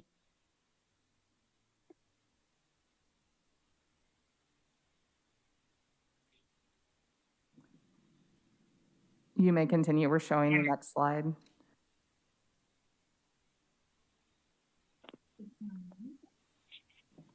I think you may be. Are you hearing? We're I don't. I'm hearing Okay. you. We can hear you now. I think we're gonna. I don't think he had himself unmuted. We're sorry. So we're on the slide that says 24. Sorry about that. No problem. Hi, my name is Rusty Kennett. Another huge concern is the 24-hour noise. Some may argue that we already have noise from the airport to deal with, so what's a little more? The difference is that the airport rarely produces noise after dark. We are able to get a good night's sleep at this time, and approving a 24/7 operation that could have up to 5 semi-trucks per hour between 10 p.m. and 8 a.m. during peak season is irresponsible and unreasonable. Please protect me and my family and my neighbors from this. Next slide, please. Hi, my name is Jamie Kennett. Most Amazon distribution centers are located far from residential neighborhoods, but this proposed site for this development is literally sharing a property line with our homes. If you see the first picture on the left, it shows a typical distribution center location. The picture on the right shows the proposed location sharing property lines with residential neighborhoods. Most pictures you may have already seen showing the proposed site are like the one on the right, just a snapshot. Next slide, please. But this picture is the reality of the whole neighborhood that will be directly affected. Next slide, please. Here's an example of how close the proposed project will be to our homes. The red line represents the property line and where the delivery vans with backup beepers will be parked. Next slide, please. COVID is still a big concern. According to the New York Times, Amazon has been accused of providing inadequate safety precautions for workers during the pandemic. The last thing we need in El Cajon and Santee is a surge in numbers of COVID-19. Next slide, please. There are several concerns we have about the developer's ability to follow protocol when it comes to this project. Many components of this project have not been properly disclosed, and the developer has even been dishonest to us regarding this project. The lack of transparency is alarming. The project is based on an outdated EIR from 15 years ago, and many issues have still not been addressed. Aspects of this development have been rushed to be approved behind closed doors or without proper notification. We would like to see a new EIR performed. Please keep ethics in mind and vote no and oppose. Thank you. Thank you very much. And that concludes the organized presentation from the neighbors. Next, we'll be moving on to the individual speakers on this item. You'll each have 2 minutes to address the board. After I call the last 4 digits of your phone number, please press *6 to unmute yourself, and then please be sure to state your name for the audio record when you begin. The first individual speaker is 8569. 8569. Hi, can you hear me? Yes, hello. Oh, good. Chairman Fletcher, members of the board, good morning. Thank you for taking my comment. My name is Frank Landis, and I'm speaking on behalf of the California Native Plant Society. We oppose the Weld Boulevard lease as it currently stands, and I'll note that we were never informed about this El Cajon CEQA process on this project. Biggest problem is that the biggest population of the federally endangered Ambrosia pumila was found on this county land until February 25th, when 23,000 endangered plants were dug up before you even considered this lease. They are now at the Hanson Pond site of the El Monte sand mine of Hearings Past. Why is this a problem? The ambrosia is a heavy clay specialist, and on well-drained sandy soils, it dies rapidly. Indeed, 2 of the 3 ambrosia populations transplanted to Hanson in previous years disappeared, and the third one has only been there a few years. The consultant believes that there's enough clay in the soil, but no one has taken samples to check. Worse, the decision loop for monitoring the population takes 3 years for any decision. So if those 23,000 plants die before then, the response of 2024 will be, oops, they're dead, oh well, and that's the biggest population gone. Normally, when a developer jumps the gun and removes endangered plants from a site they don't even own, the proper response is to make them put everything back the way it was before anything else. That's a very good approach here. The ambrosia tolerates transplanting better than it tolerates the wrong soil. It is also one of the few listed plants that apparently tolerates micropreserves, so it could actually be returned to the original site if the project design is altered to strip out 20 or 50 parking spots and properly fence and manage the patch. Endangered plants are not the only problem with this lease, and it really should be turned down. If you decide to go forward regardless, protect the ambrosia. It is part of your MSCP. Require El Cajon and the proponent to ensure that any ambrosia transplant site has the proper soils by digging test pits and analyzing samples, not waving hands. and ideally transplant the ambrosia back to the original site or similar soils around the area or on Gillespie Field across the street where there are actually ambrosia living. Thank you for taking my testimony. Thank you. Our next caller is 4853. 4853. Good morning. This is Gretchen Newsom speaking on behalf of IBEW Local 569 in favor of this item, which would help put our members to work, specifically out in East County. These are union electricians and power professionals, and the project will create family-sustaining jobs for these members in East County. I understand the developer has been in talks with the building trades and other unions about future development projects and is considering new practices and agreements that create stronger construction careers and better community benefits. We look forward to those future collaborations. Thank you. Thank you. Our next speaker is 2243. 2243. Teresa Bingham. This lease was improperly set up. A white truck pulled up, men jerked out most of the CEQA protected ambrosias, carelessly threw the endangered plants in their truck and left. They contributed to the extinction of this protected plant. That's a dirty trick. Don't allow this developer to rape the beauty of our community. This proposes bad, low quality, non-union jobs. The massive construction would cause home values to plummet, and the equity decline would increase poverty. There's a flight school at Gillespie, and this field is a plane safety zone. If there were buildings here, more planes would crash into trolley lines and homes. This developer has no FAA approval. Also, there's a housing complex planned at the Santee swap meet nearby. We need a new EIR to consider current traffic, noise, plane safety, air quality, equity loss. We don't want hundreds of diesel trucks 24/7 within feet of residences. The best use for this land is a park. Families in incorporated El Cajon do not have a single county park within miles. When kids don't have a park nearby, drug usage increases. This was snuck in without a current EIR. The 15-year-old EIR is inaccurate. I respectfully request that you mandate a new EIR to evaluate community risks. Thank you. Thank you. Our next speaker is 4651. 4651.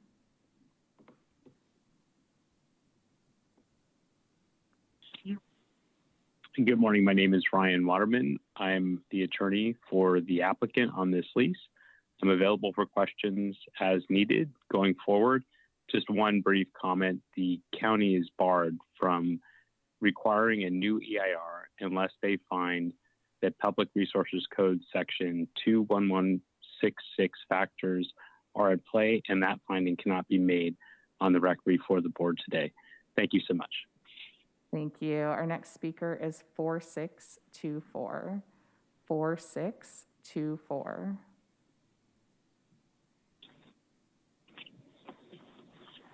Good morning. My name is Judy Shore. I'm a resident of Lakeside.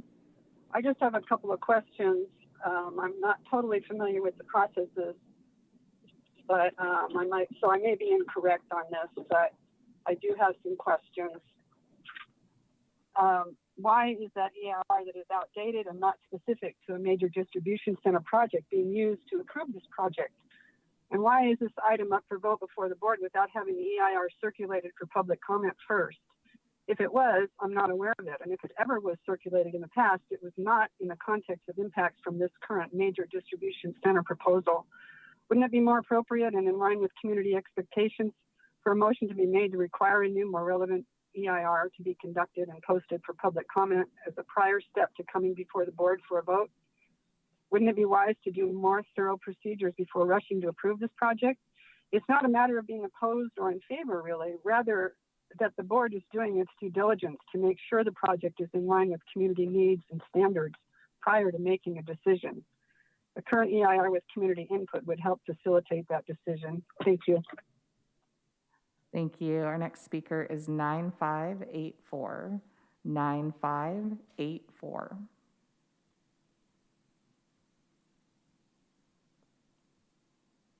Nine five eight four.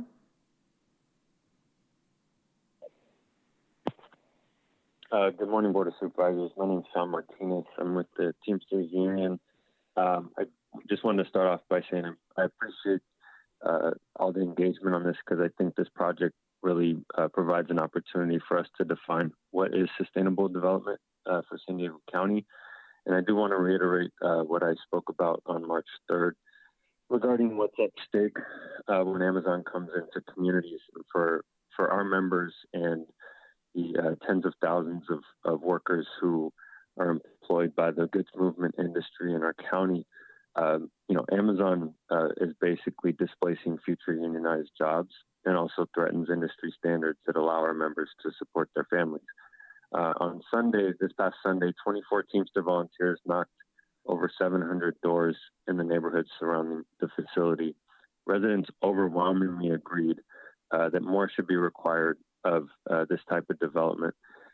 Dozens of them signed a pledge card calling for good jobs for local residents, safe streets, and mitigation of noise and air pollution. We've had a lot of conversations with folks, and we've been assured that the good jobs portion of this is looking to be addressed universally by the county in the near future. And I just wanted to stress that we support that effort and that we hope the county considers policy that deals with local and preferential hire, labor peace, a livable wage, most likely through a sectoral minimum wage, a limit on subcontracting and worker retention. I do want to acknowledge that there, again, is 109 public comments that overwhelmingly oppose the project, so there's much to be addressed as things move forward with the community. And we really look forward to being a productive partner in all these processes and believe all the unions involved will be as well. Thank you for the time. Thank you. Our next speaker is 1031. 1031. Good morning, Chairman Fletcher and Board of Supervisors. I'm Kathy Castle, President and CEO of the Lakeside Chamber of Commerce, and I'm also on the East County Economic Development Council and the Backcountry Economic Development Council. On behalf of the business community, we urge you to vote to approve the Gillespie Field 50-year ground lease. This development at Gillespie is a significant project with potential for future job opportunities and creating a sustaining economic environment. This project will not only have a positive impact on our economy, but also a positive environmental impact. This area has been recognized and valued as the single most important job center for the entire East County region. We would like to see the County of San Diego work with the local chambers and economic development councils to influence economic growth in our communities, creating opportunities for the development of businesses in areas where the workforce lives. Growth centered around redevelopment of existing employment centers would reduce commuter traffic. Currently, a large number of residents must commute to work outside of Lakeside, and hundreds of vehicles travel on Highway 67 to deliver goods and services. This new hub would reduce the impact on 67, spreading out deliveries in a more efficient manner. If the County of San Diego would seek solutions to encourage growth in employment areas, such as this Gillespie development, this would result in creating more jobs in our area and would not only reduce the amount of traffic during rush hour, but would also increase the quality of life for our residents. Now more than ever, we need this project to help East County recover from the economic fallout from this pandemic, bringing the jobs to our local communities, reducing long commutes, and reducing carbon imprints creates a better quality of life for all. Thank you so much. Thank you. Our next speaker is 0785. 0785.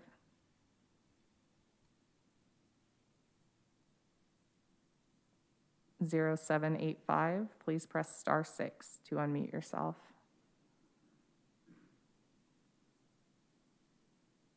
Good morning. My name is Robert Gurman. I live in Lakeside. Please read my material under e-comments. I submitted a 30-page pictorial that addresses the problems with this project. I want to thank my supervisor, Anderson, for an encouraging public participation on this matter.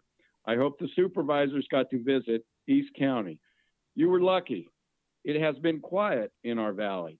The pilots have sent a very strong message by not flying. The silence of their planes has sent a loud message. They oppose this project. I'm sure the board has seen a bait and switch scheme before by developers. The bait here is jobs, minimal impact, and no mention of using the airport across the street. The switch, Amazon will use the airport 724 and at Brown Field.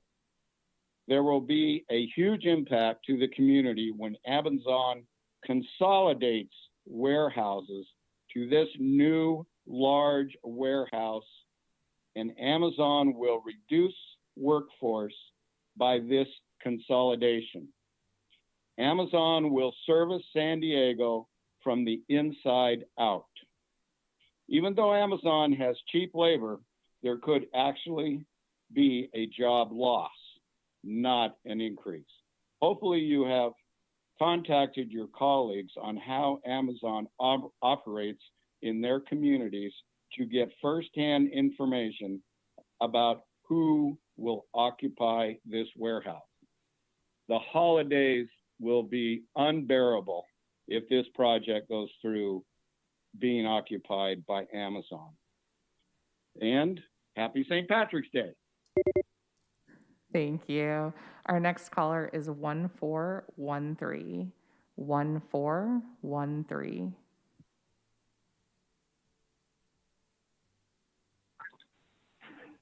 Good morning. My name is James Sly, and I am the president and CEO of the East County Economic Development Council and a lifelong resident of Santee. I'm calling this morning to express my organization's support for the proposed lease identified in this agenda item and to let you know that we've submitted a support letter to that effect. East County EDC's responsibility is to attract better jobs to East County and empower residents to work in the communities in which they live. Local employment helps residents avoid lengthy traffic commutes and reduce traffic emissions. It also allows them to shop and invest in their communities and volunteer in their neighborhoods. We believe that this lease opportunity, which could attract up to 400 jobs to our region, is the best use of this land asset and a well-tailored solution to some of our region's job disparity and traffic issues. Thank you. Thank you. Our next speaker is 1587. 1587.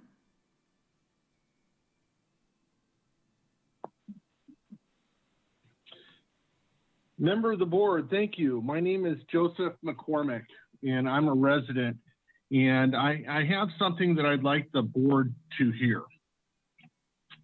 And you all can hear me? Yes, we can hear you. Okay, thank you.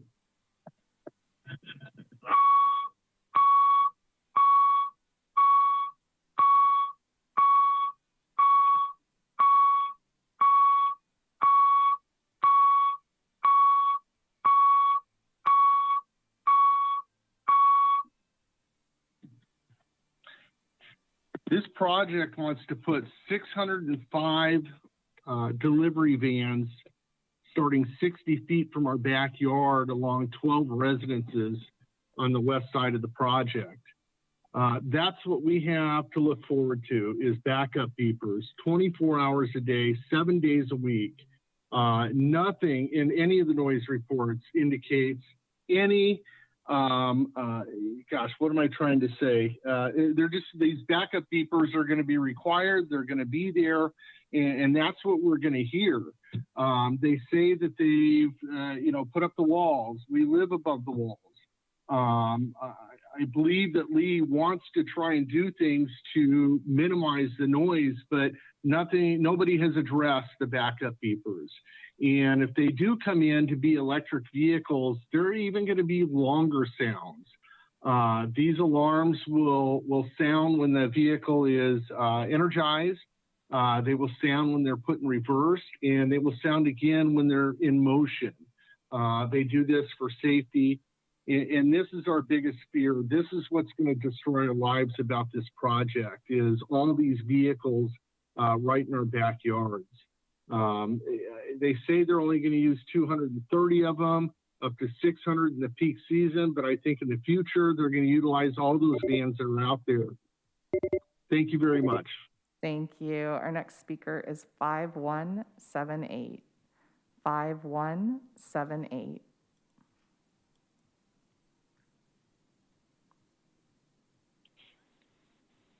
Hello, this is Phyllis Crombie. I live in Fletcher Hills, the neighborhood that's near this proposed development.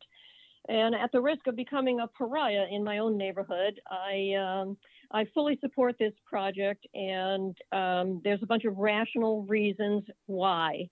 I have to step back and consider the community at large rather than my own backyard. There will be development on this property. It is zoned industrial. People that bought homes near there and expected open land knew that the zoning was industrial. This will bring the jobs, as we've already been mentioned. It comports with the FAA airspace regulations. It brings revenue to the airport. The project is green, solar, electric, less vehicle miles traveled for the delivery vans, less local employees can travel there easily on MTS or in a bike. This is a wonderful project for my neighborhood, and I fully support it. It's a win-win. Thank you. Thank you. Our next speaker is 6465. 6465.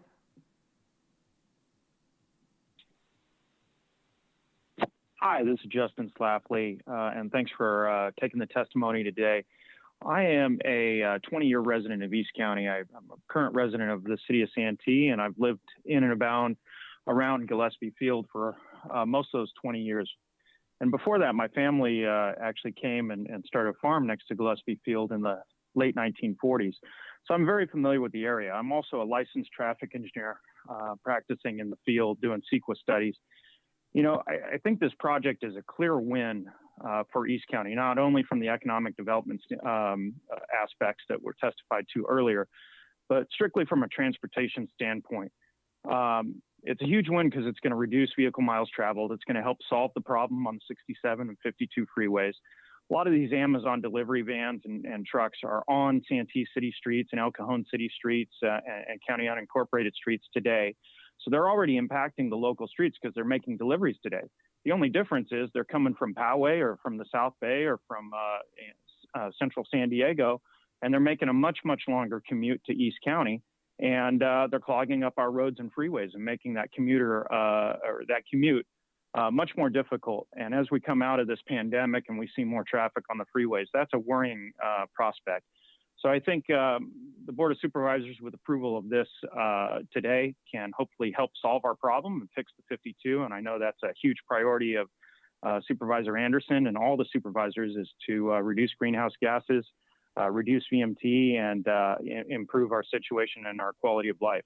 Thank you. Thank you. Our next speaker is 8941. 8941. Oh, good morning, Chairman Fletcher and Supervisors. My name is Denny Breslin, President of the Gillespie Pilots Association. I'm speaking on behalf of our pilots in support of the development for two main reasons. First, it brings badly needed jobs, hundreds of them, to our economically depressed areas in El Cajon and Santee suffering high unemployment. Secondly, revenue from this airport property, which has been sitting vacant for 15 years, will keep our county airports, including Gillespie Field, modern and safe.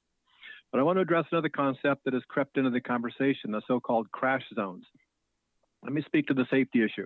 I've been flying for 50 years, first as a Navy pilot, then 31 years with an airline, and more recently as a director of a college aviation program based at Gillespie Field. I've flown out of Gillespie for 36 years, and in almost 4 decades, there has only been one emergency landing in a 30-acre area. Pilots are required by federal regulation to consider emergency actions for engine failure on each and every takeoff. Aircraft have crashed onto adjacent properties twice and landed on the 52 freeway and city streets, but not in the proposed development. And besides, the main building is surrounded by a large parking area which provides space for an emergency landing in a non-residential space, or the runway protection zone, which barely encroaches onto the proposed property. Now, the idea of a crash zone proffered by anti-airport, anti-development opponents is a lie used as a scare tactic to drive votes away. But the truth is, airports are designed with a protection zone, but no one has crashed, quote unquote, in that protection zone. Finally, opponents of this project, which benefits many who lost their jobs or businesses in the past year due to COVID, should be ashamed of themselves for trying to deny this new environmentally friendly source of jobs to the people who need them most. We will always believe that people and jobs are more precious than unions, plants, animals, and protesters.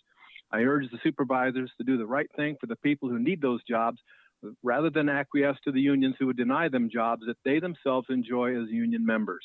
Thank you so much for your time. Thank you. Our next speaker is 3044. 3044. Good morning, council members. John Costigan, a real estate broker and a resident of El Cajon. I call in support of the Weld investment company Lease. At this time, with increased unemployment and the opportunity to have up to 400 new jobs in the El Cajon area, it would be foolish not to move forward with this lease. This is a clean energy company that would be an asset to our community. The tax revenue to the county is also an asset, as well as the lease revenue would be an asset to the Airport Enterprise Fund. This also would have other far-reaching positive economic effects on our community. Thank you very much for your time. Thank you. Our next speaker is 2211. 2211. Good morning. My name is Leslie Day. I'm an East County resident, as well as Vice President of the Gillespie Pilots Association and a member of the Gillespie Airport Lessees Association, known as GALA. In addition, I have leased a parcel of land from the county at the airport for the past 19 years that is half a block away from the proposed development and lease. I'm in favor of this development because it will provide a few hundred jobs for the local community. As I drive through El Cajon daily, I see a vast number of homeless people living in the streets that are in need of jobs. This business will help the people in the area by providing an improved lifestyle for so many individuals and families. In addition, this business will generate property and payroll taxes, which benefit the state, county, and city of El Cajon. The land rents will greatly benefit the county airport system by providing a safer infrastructure for aviation. The people who work at this facility will shop and support local retail merchants and restaurants, which will be a win-win scenario for all. The proposed development is situated in an area that is surrounded on the north, south, and west sides by existing commercial businesses. And the trolley station is kitty corner across the intersection from the site, which can provide clean mass transit for employees to commute to work. The developer has incorporated clean, green, and energy efficient elements into the design of this building. As a neighboring leaseholder of this lease, I support that the Board of Supervisors vote in favor for this development to go forward.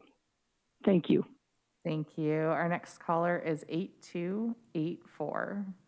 8284. Good morning, members of the board. Can you hear me? Yes, hello. Great. Yeah, good morning. My name is Darren Miller, and I'm here today speaking on behalf of the Gillespie Airport Lessees Association, known as GALA. GALA is a group composed of the 17 airport leaseholders at Gillespie Field, and we meet regularly to discuss a wide breadth of issues related to the airport and to aviation in general. GALA is in favor of the new 50-year ground lease with Weld Investment Company. First of all, GALA believes that all airport leases should have a 50-year term. Shorter leases do not allow the leaseholder sufficient time to amortize the construction and development expenses, and that will stifle development at the airport. The lease and the subsequent development with Weld Investment will create hundreds of jobs in the area and help grow the local economy. There will be short-term jobs to build the development, followed by long-term permanent jobs once the distribution center is in operation. This lease will bring a significant increase in revenue to the Airport Enterprise Fund, which will provide much-needed funding for future aviation development at San Diego County airports. Lastly, any safety concerns related to the proximity of the development to the airport will be reviewed and addressed by the FAA, thus rendering any safety concerns a moot point. In closing, Guerra sees nothing but benefits from the lease with Weld Investments and is strongly in favor of approving the lease and the development. Thank you. Our next speaker is 6159. 6159. Good morning, Board of Supervisors. Thank you for the opportunity to speak. My name is Chris Penner. I'm a 35-year resident of the Fletcher Hills community, directly west of the proposed Amazon facility on Weld Street. I am extremely concerned about the negative impact a facility with this volume of business and level of activity will have on us as its potential neighbors. Fletcher Hills is a long-established East County residential community. We have already been highly impacted by the growth of Gillespie Field over the years with the ever-increasing air traffic noise. Now you are asking us to tolerate a facility with hundreds and hundreds of cars, vans, and semi-trailers coming and going 24 hours a day, creating a major thoroughfare through our immediate community. While I appreciate what is being promised to reduce the impact and LEED certification, there is no way to dismiss the noise, pollution, and traffic congestion this facility will cause. Our quality of life and safety of our families will be greatly impacted, as well as decreased property values. We suffer great hardship from Gillespie Field due to constant training flights over our homes currently. The air assault is bad enough. A ground assault would further damage the peaceful use of our homes. Please do not allow this project to go forward. Amazon can afford property in a more appropriate area. Thank you. Thank you. Our next speaker is 9832. 9832.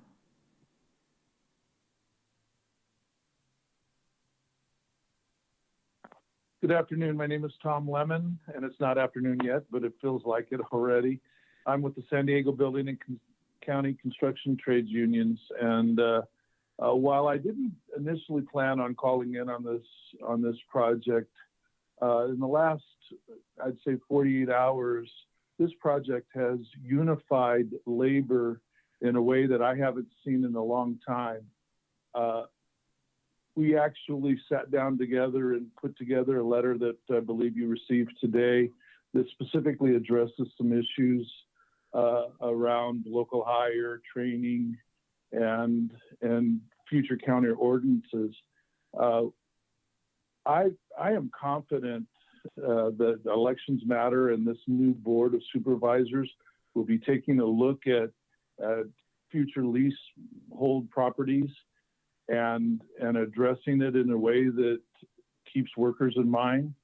That being said, I want to also say that I've spent a lot of time speaking with Chestnut Development, Lee and his contractor son, Josh, and I'm very confident that they have some of the very same goals in mind that the building trades has, and as well as other unions. And for that reason, I'd like to see this project move forward today, and I would like to see the Board of Supervisors take a comprehensive look at the future on what is needed to create good, sustainable jobs for our community. Thank you. Thank you. We also have a number of representatives from the applicants team on the call. If any of them wish to address the board, if you could please press *9 right now to raise your hand, we can call on you. Again, if there's any remaining member of the applicant team who wishes to address the board, please press *9.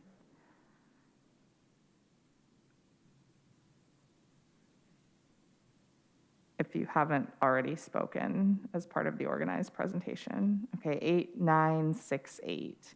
8968. Hi, Hi, this is Christina Schaefer. I'm with the applicant team. I'm the plant ecologist. And I hope you can hear me. I'm actually calling in from a conservation project right now. And I would like to address the CNPS comments directly.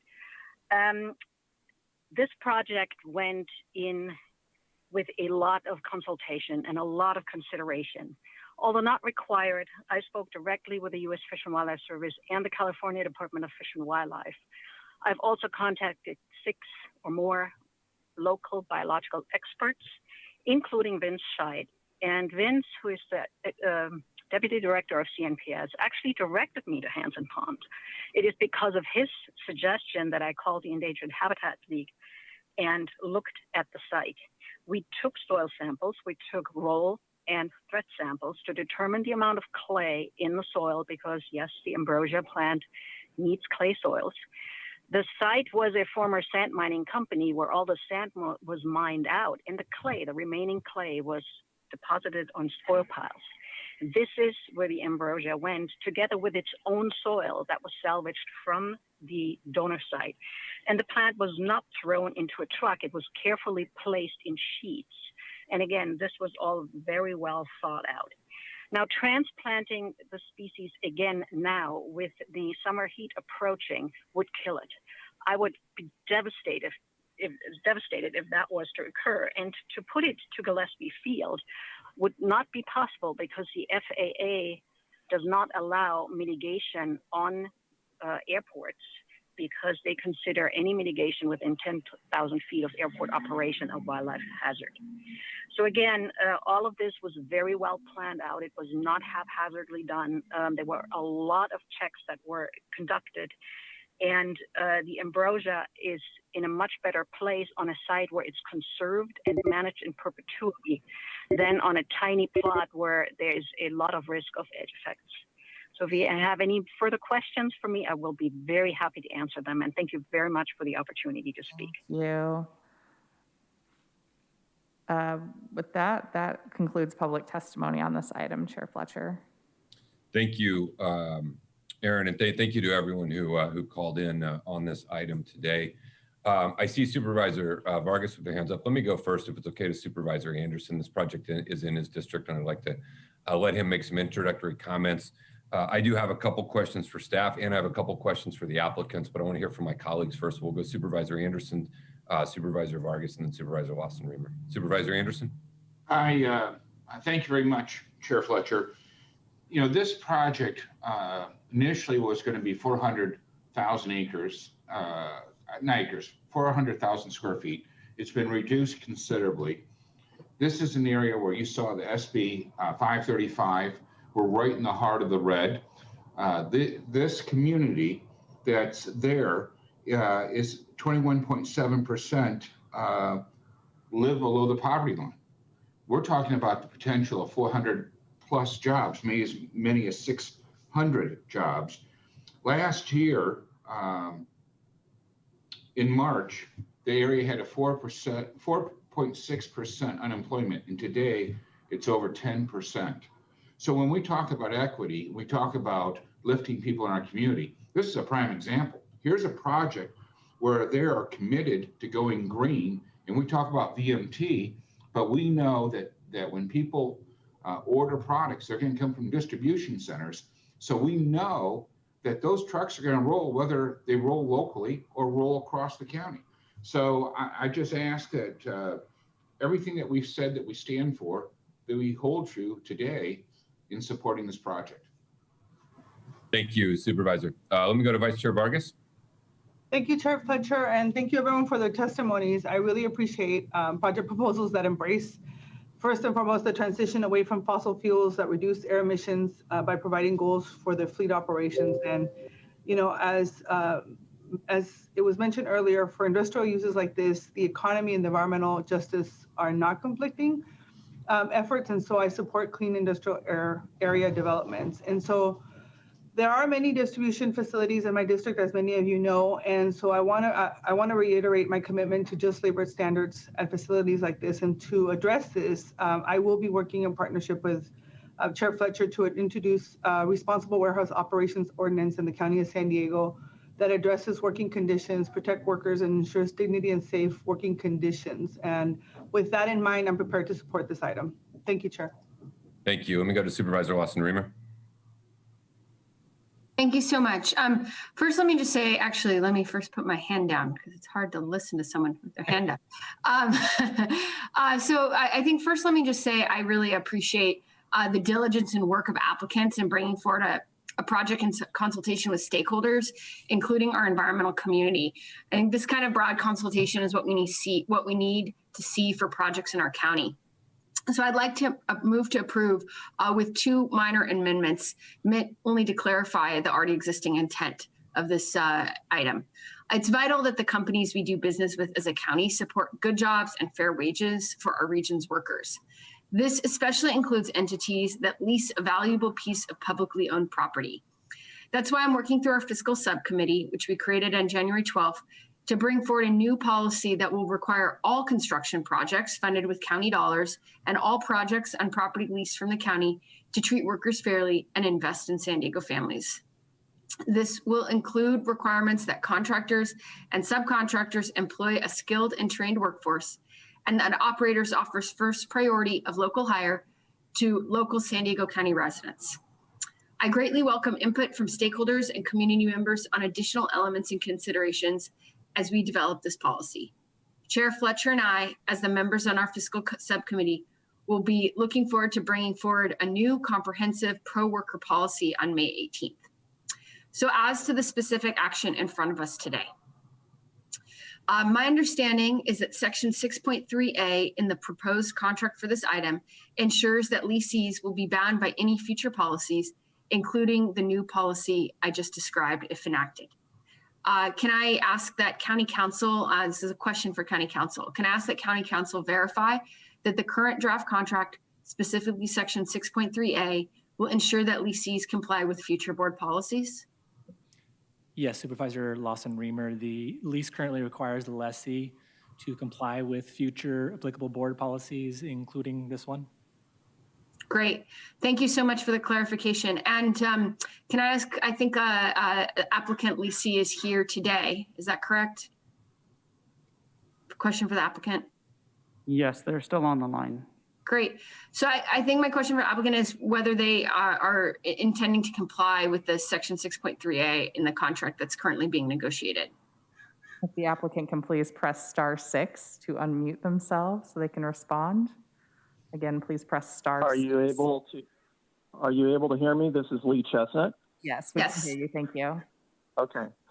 What I just heard was a reference to language that was presented to us very recently, which I actually did tell the county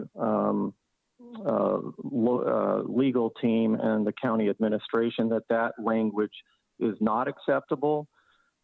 My position is that the existing lease has protections for all applicable federal, state, county, and local laws that are in effect now or in the future. And that adding a provision like that is something that I couldn't agree to. It just prohibits my ability to engage subtenants for the project. The issue is an unknown risk that is potentially coming from a policy approach that could be or would be enacted in the future. So I'm prepared to move forward with the project as it has been prepared, and as my understanding was that the lease was already prepared without the changes. I've made it clear that we could not accept a change like that. So thank you so much for answering the question. So can I ask County Council whether absent section 6.3A, whether lessee would be bound by future policy changes that the board might make, particularly around workforce provisions? Yes, we have Senior Deputy County Counsel Tom Bosworth who's available to answer questions on the lease.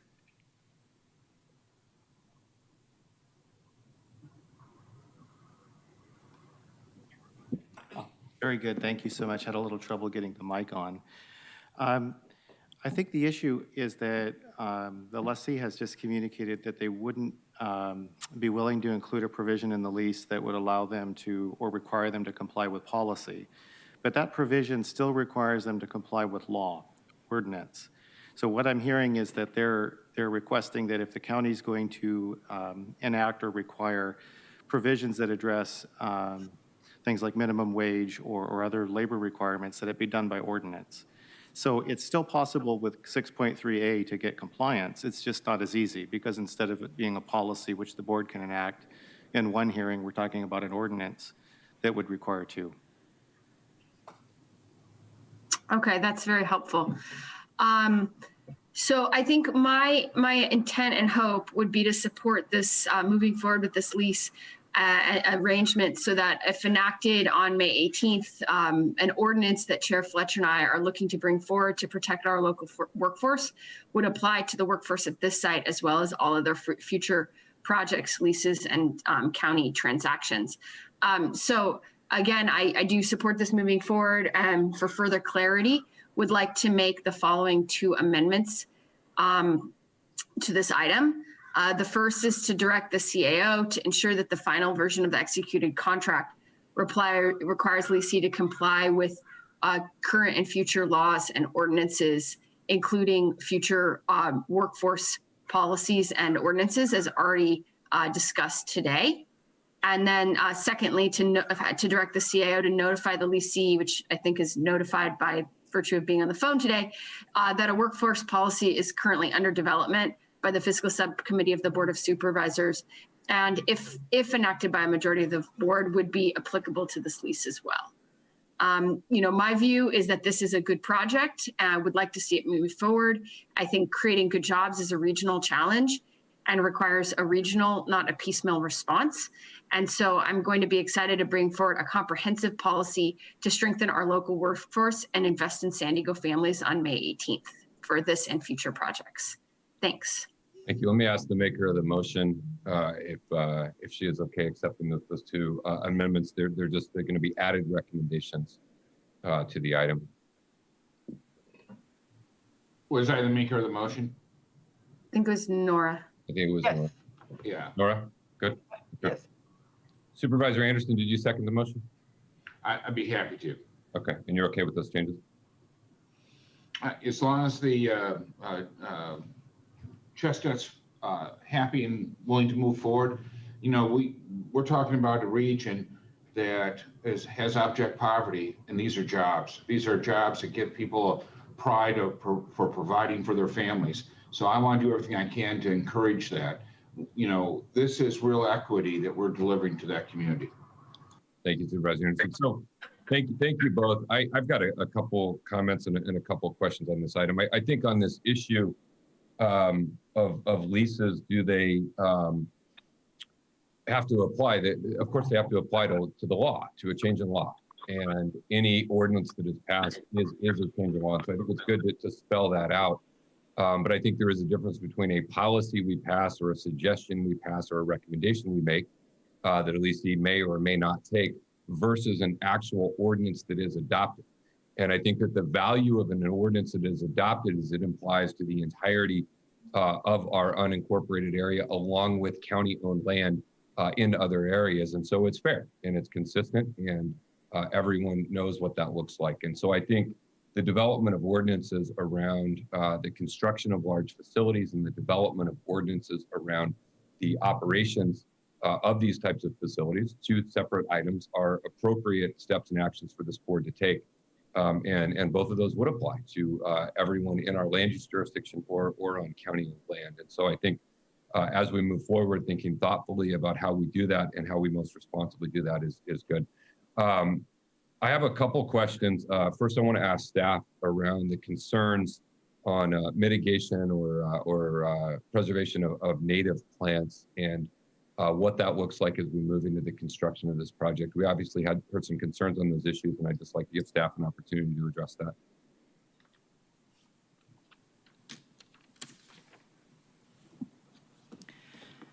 Thank you, Chairman Fletcher. Leanne Carmichael with the Department of Public Works.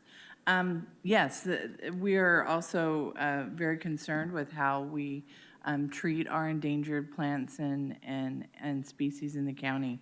This, the ambrosia especially was translocated to an appropriate place that was done with endowments in place and the appropriate controls.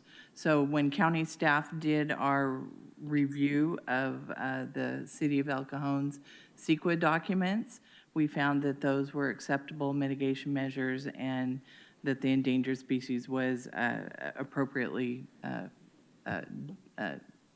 placed in a spot that it can thrive. Okay, great. Thank you for that. I know that that is important. I've got a couple quick questions for the applicant or the applicant's representative either. I appreciate their patience as we work through a variety of these issues and continue dialogue with folks interested in this project. And I'm very grateful for that, along with the number of components that are in this plan. As the chair of MTS, I think it is wonderful to see a development at the Gillespie stop on the trolley. That is a very underutilized section of our system. And I think this will greatly enhance the utilization of transit.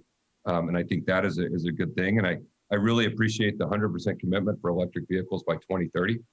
I think that is a great component there. But if the applicant is available, I do have one question on the renewable portion. And my question is— I'm available. Oh, thank you. Yes. Thank you, Mr. Chestnut. They had in your plan to do 100% renewable by 2045 with 50% renewable by 2030. And I just wanted to see if you thought, in the spirit of us all trying to get to 100% renewable, if you might be able to maybe be a little bit more aggressive on that goal and strive to get to 100% renewable by 2030. I'm happy to talk about that. I'm a little confused about what the board is planning to do on the actual lease agreement as it relates to the plans that you're having, and you even mentioned a board meeting on May 18th. I'm clear that I'm prepared to move forward with the lease as it was written and complying with all laws, ordinances, and regulations that are in effect against the property. I have no issues with what may come as long as it is fairly applied to my project as well as all other projects that are in the county. So I just want to say that I believe I'm ready to sign a lease. Right. And I think that's what I'm hearing, but I'm not 100% sure. But on the issue of my commitments to sustainability, I just want to mention the backdrop to this is that I've had these commitments in my career since 2008. I've been paying for renewable energy for my Class A building in Tempe, Arizona. It takes a lot of power to run that facility. I've paid to be off 100% renewable energy the whole time. The building is nearly a net zero operating Class A office building of 250,000 square feet. So when I answer questions about sustainability and my pledges, and in the lease, these are actually requirements that if I don't follow them, there are penalties, and I'm fully aware of that.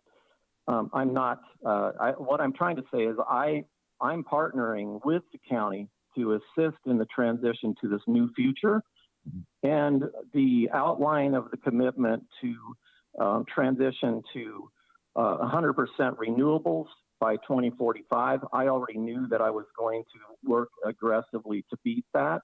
Perfect. So is there something you want me to specifically say? No, I think that's good. I mean, I think if we get there sooner is better. And we're going to get there sooner. That's what I'm saying. I have every intent to use this. Yeah. We're saying and Mr. Chestnut, on the lease, we're saying the same thing as well, which is there would not be a policy passed in my mind, and I would not be supportive of policy passed that would apply to your individual specific location. There could be the development of county ordinances, which would change the law, but that would apply across the board, and any leaseholder would be subject to those just the same as if a minimum wage were changed or something like that were changed. And so I think, what I heard you just say is you're fine if the ordinance changes and the law changes, you will of course live by those requirements, as will everyone else living by the exact same requirements. That's exactly true. Okay, perfect. I want to participate in the community and be a part of the community, and it's important to always work towards that. Good. And I know you've also been in discussions with folks around local hire and skilled and trained workforce, and it's been conveyed to me you're supportive of both of those efforts through the discussions you've had with others. I'd like to, if I'm able, Chairman Fletcher, I would love to mention that the hopeful subtenant that everyone is aware is kind of in the backdrop, they actually encouraged me to hire a local GC and hire local. They pressed me to engage to an authentic, in an authentic manner. That doesn't mean I didn't have the same goals, because I'm a local guy and I wanted to build locally, and that was my commitment. What I want to tell you is that while there's a large organization that's out there that we hope will occupy this project, their values were brought to bear on the process, and that was a very positive and exciting thing. A lot of news we hear is that national GCs and national subcontractors are going around and building projects for large companies, and that's not happening here. They actually said, we want to build local, and encouraged us to do the best job we can.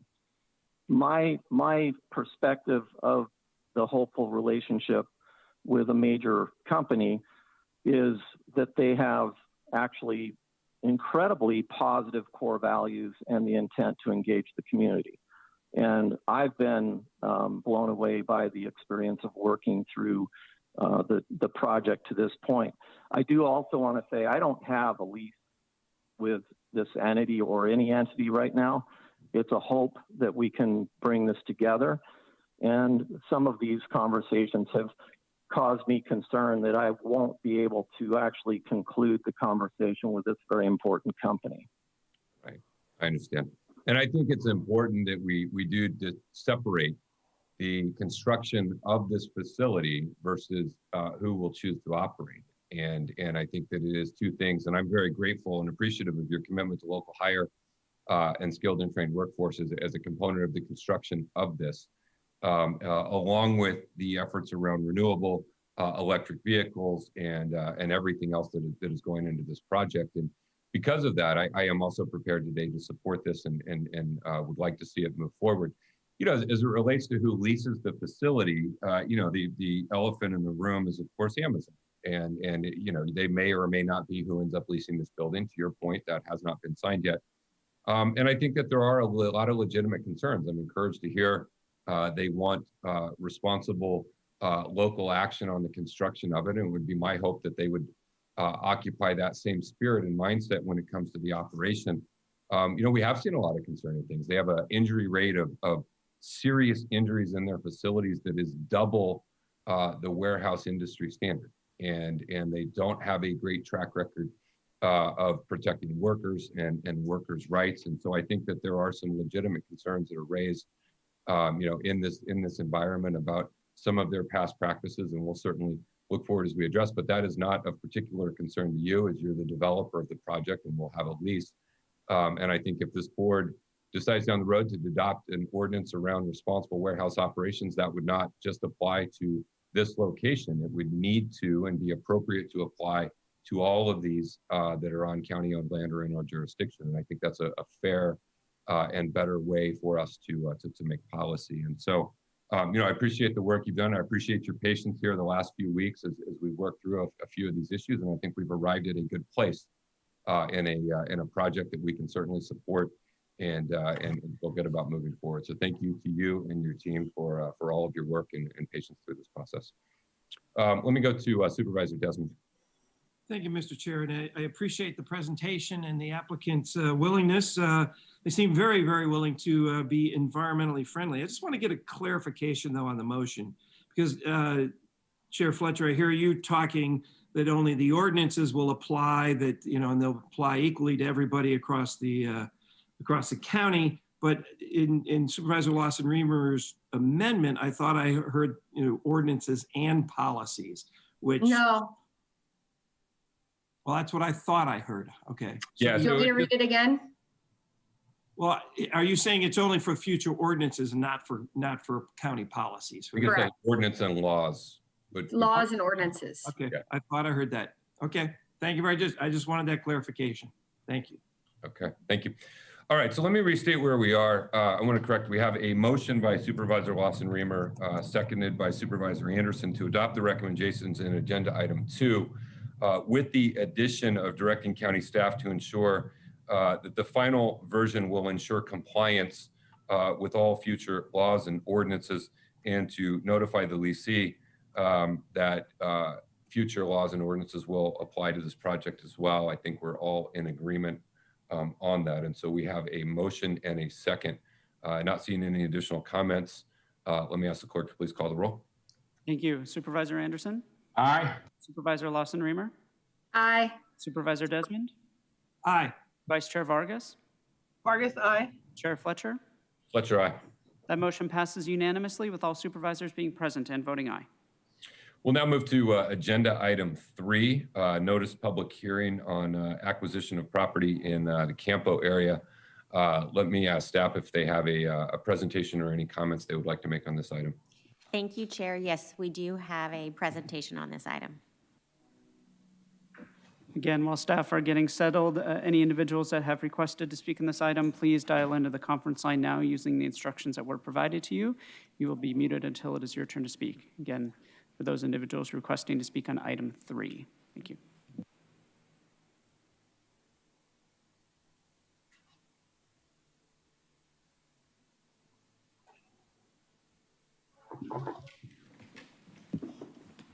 Good afternoon, Chair Fletcher and members of the board. We are excited to present this acquisition of Star Ranch to you today for consideration. At nearly 2,200 acres, it is the largest property that we've brought forward in the last 10 years, and we have been working on it for about that long. Deb Mosley, our Chief of Resource Management, will provide some highlights of the property and the proposed terms for the acquisition.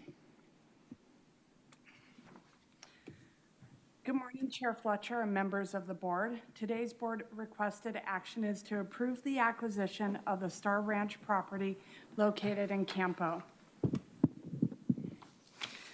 The Star Ranch property is 2,151 acres located in the community of Campo. Acquiring this property would conserve large areas of sensitive habitat and provide a passive recreational opportunity for the Campo residents. Star Ranch meets all of our primary acquisition criteria.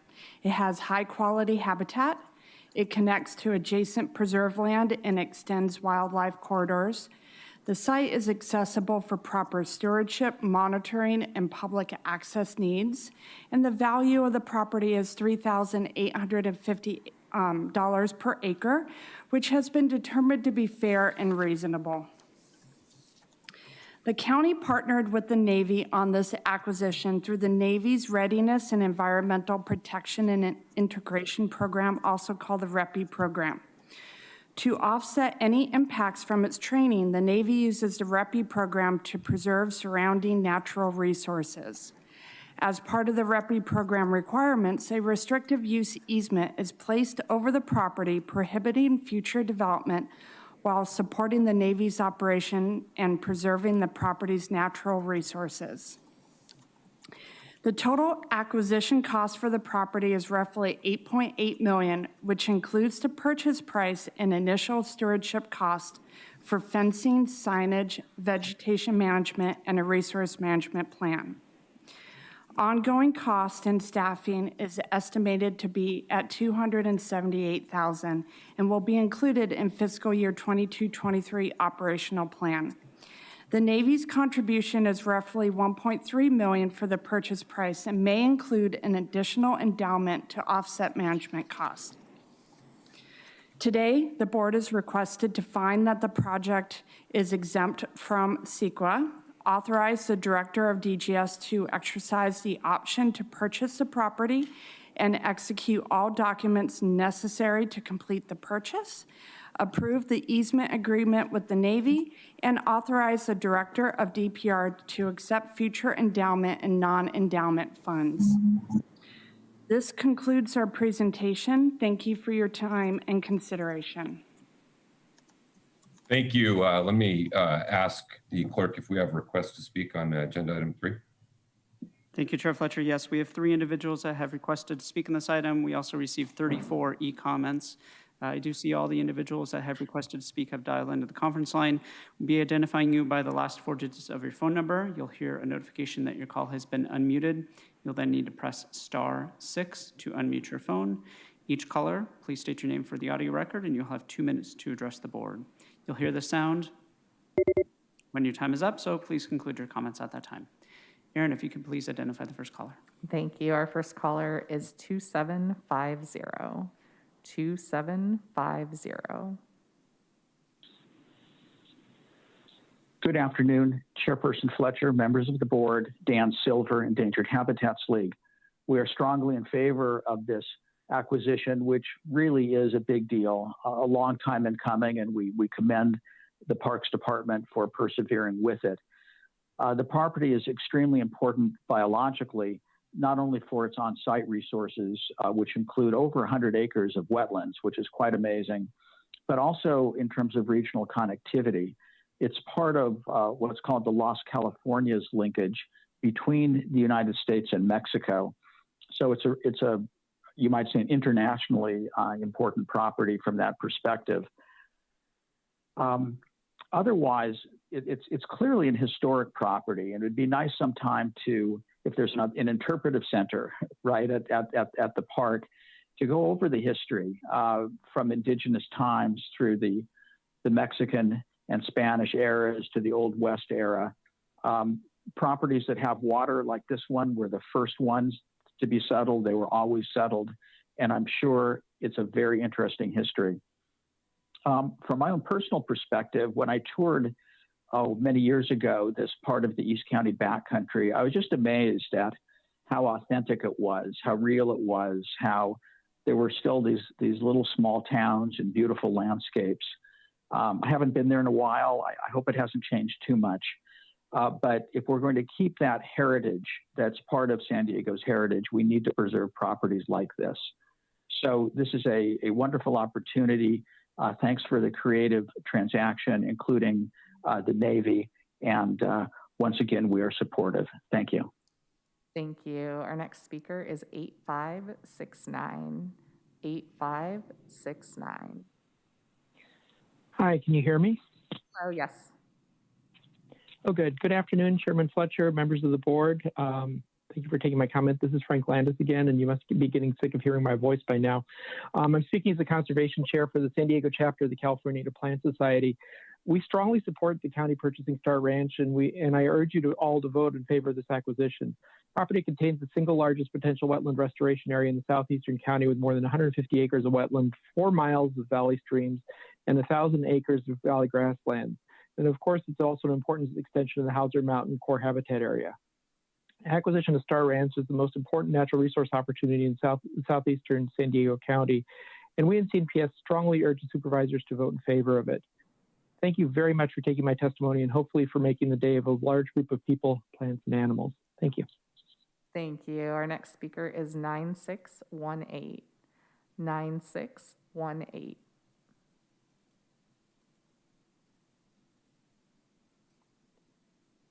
9618. Please press *6 to unmute yourself. 9618, you're our final speaker on this item, so please press *6 now if you'd like to address the board on item 3.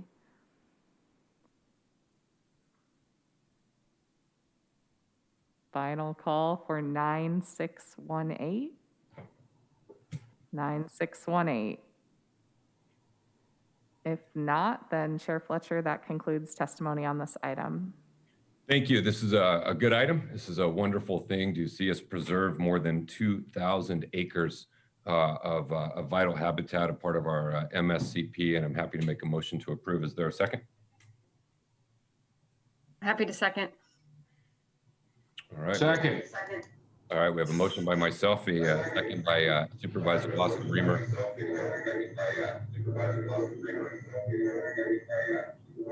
If everyone could mute. Supervisor Anderson's TV. It's on a little delay right there. All right, thank you. We have a motion and a second. Any comments or questions? Supervisor Desmond, I see your hand up, but I think that's a carryover from previous, right? Yeah, that is. I'll get rid of it. Perfect. Thank you. Let me ask the clerk, please call the roll. Thank you. Supervisor Anderson? Aye. Supervisor Lawson-Remer? Aye. Supervisor Desmond? Aye. Vice Chair Vargas? Vargas, aye. Chair Fletcher? Fletcher, aye. The motion passes unanimously with all supervisors being present and voting aye. Thank you. I think we'll power through. We have not a significant number of speakers on our last two items. I think we can wrap this up and then let everyone carry on with their day and have lunch. We'll now move to agenda item number 6. This is a transparency measure brought forward by myself surrounding county construction permits. Earlier this year, our board indicated our support and commitment to increasing transparency within the County of San Diego. We also have individually made commitments and taken action around protecting our workers, in particular, our most vulnerable workers. I recently stood with our district attorney where we talked about a workplace justice initiative to make sure that workers who are exploited receive the protections that they deserve, and that we are doing everything we can to ensure a fair system. I believe that these same principles of transparency and a commitment to protecting workers should extend to building permits issued by the County of San Diego. In requiring, just in this instance, just simple transparency, we can help create a culture of safety, of legal compliance, and we can ensure that existing labor standards are upheld. This action, I believe, just the transparency in itself will help root out potential labor violations, will help root out unlicensed and unqualified contractors and irresponsible actors, and help us fulfill our commitment not only to fairness, but to safety. Examples abound about the types of things that can happen on construction projects when you have unlicensed, irresponsible folks involved in the construction.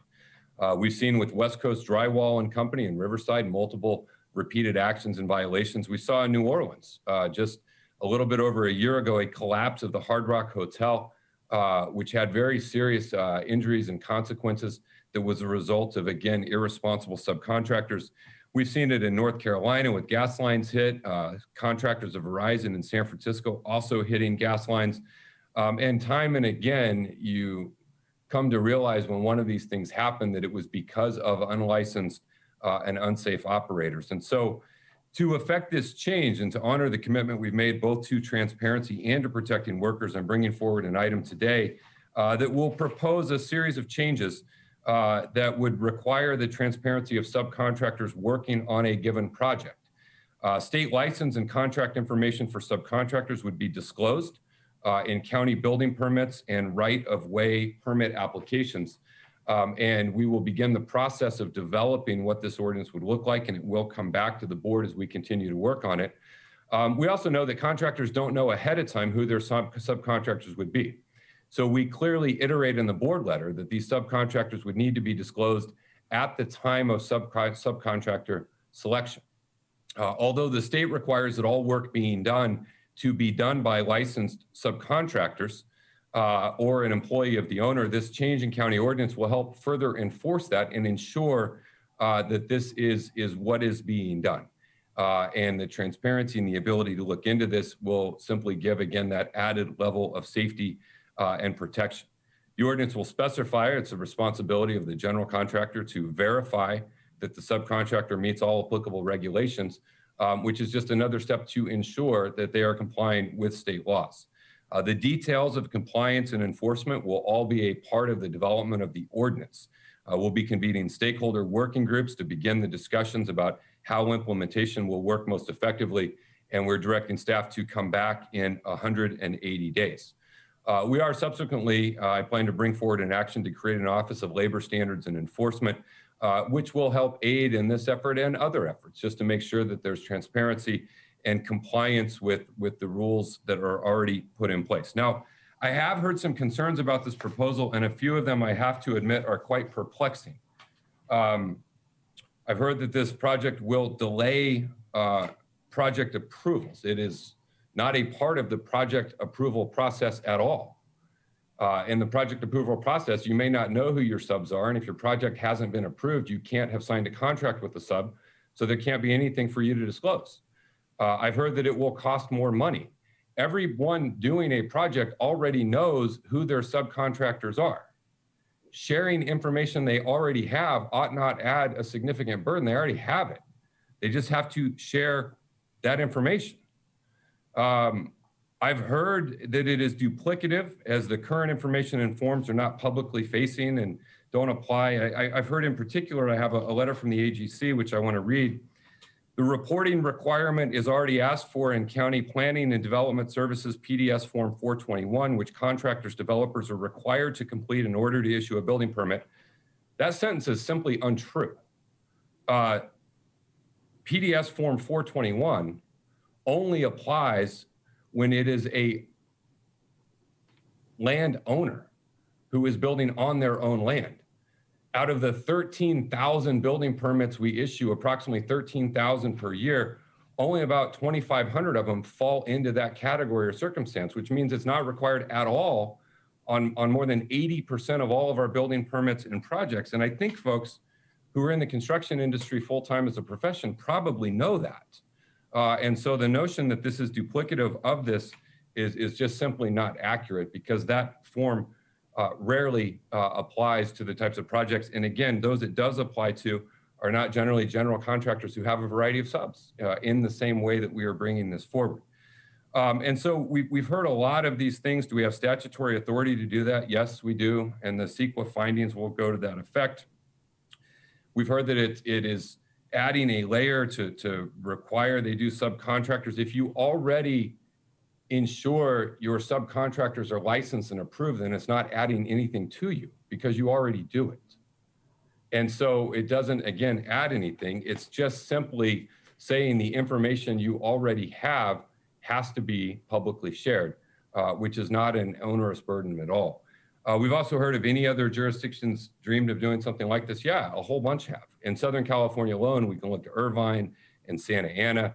We can look to other states and other locations that have done all of these types of things, have put them in place. Again, all we're saying is the subcontractor information you already have just simply has to be shared. And the more than 80% of building permits at which Form 421 does not apply whatsoever. And so I don't think this is an onerous burden.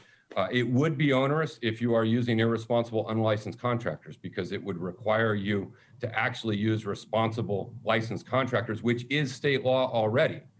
So I'm certain that it won't be onerous on anyone, because no doubt they are all acting responsibly and already complying with state law. We also have a stakeholder engagement process to work out the details of how this would work, but it is a fairly simple and I believe important step that we can take to ensure that workers are not being exploited, to ensure that the building permits that we issue are being constructed by responsible subcontractors who have the proper licenses and are in compliance with state law.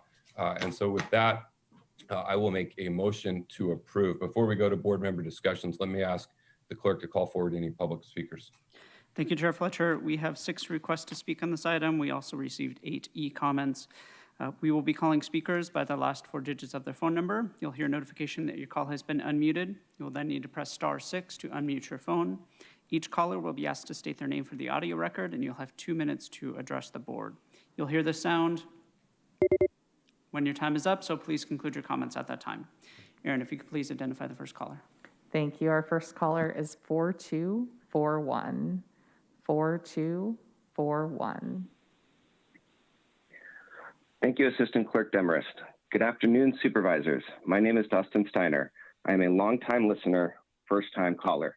I am speaking today on behalf of the 800-plus members of the Associated General Contractors of America San Diego chapter, which includes many specialty or subcontractors. We submitted a letter yesterday for the record, but wanted to echo a few key concerns.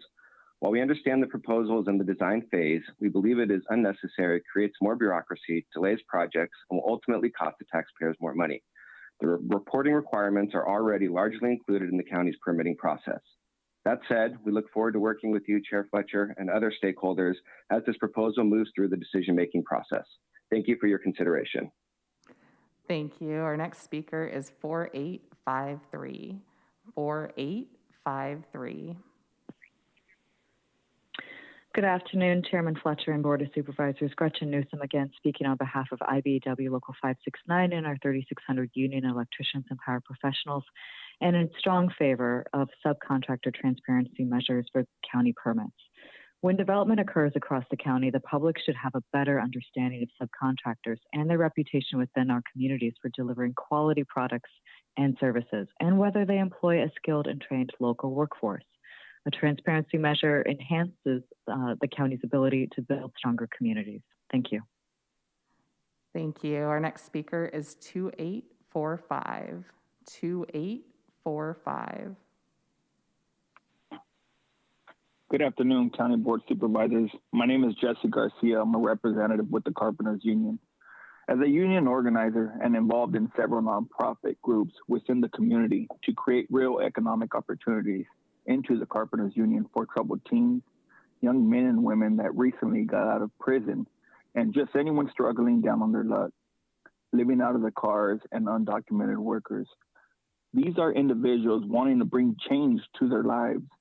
These are the most vulnerable individuals on a job site and often cheated out of wages, threatened by subcontractors to have them put back into jail and or deported, not given a fair opportunity. What does transparency look like for these workers? Again, what does transparency look like for these workers that are cheated out of hard-earned money and can't pay their rent or pay bills on time and are back on the streets because of an unfair cheating subcontractor? This ordinance is a voice for workers, and I hope you all support it. Thank you. Thank you. Our next caller is 0780. 0780. Supervisor Fletcher, board members, we'd like to thank you for bringing forward this incredibly important piece of work today. On the other side of transparency is accountability. Under the existing system, law-abiding contractors are at a competitive disadvantage to those who break the law. The rewards of breaking the law far outweigh the risk. The current system doesn't incentivize voluntary compliance with the law, so we see a rise in criminal contractors in our county. Those who pay cash, commit wage theft, payroll fraud, workman's comp, those who exploit the most vulnerable in our workforce today. Today, permit applications are required to list their design professionals, your architects, your engineers, your traffic engineers, your landscape architect, but we don't require any disclosure for those who are actually going to bring those drawings to life, to list their qualifications, the fact that they are licensed and bonded. I believe that if we pay that much attention to the detail, we should also pay that much attention to those who actually build the projects in our community. Transparency sends a strong message to those who seek to break the law. San Diego County, it's the wrong place to come. You can take that somewhere else.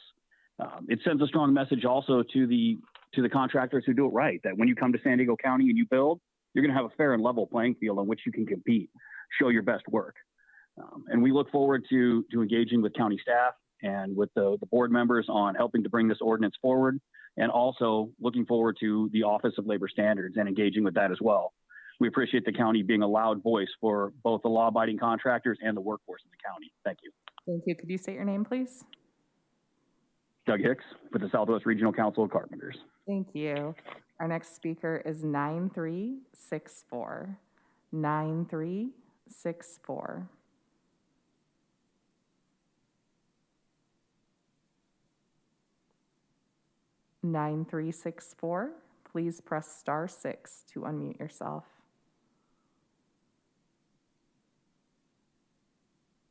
Nine, 3, 6, 4. If not, we will go to 4458. 4458. You're our last two speakers on this item. Good afternoon, Matthew Adams calling from the Building Industry Association of San Diego County. We wish to comment on the item before you today. We did supply a letter yesterday that listed a series of questions.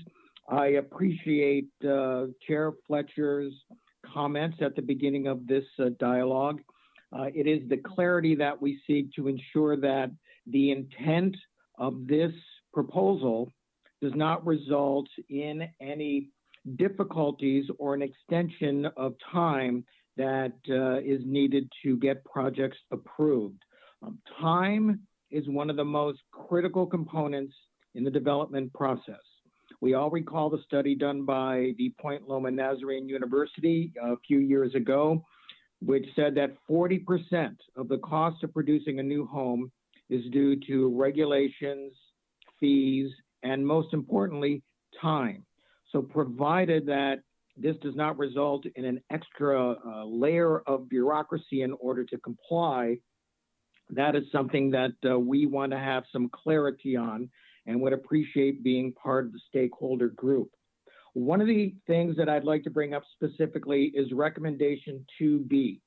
In my conversations with some of the supervisor offices, we've been assured that the intent is simply to have a page on the Acela system where at the time you identify and contract with your sub, you would then have to input it into the system. However, 2B as written could be interpreted as saying you have to know everyone at the time of permit issuance.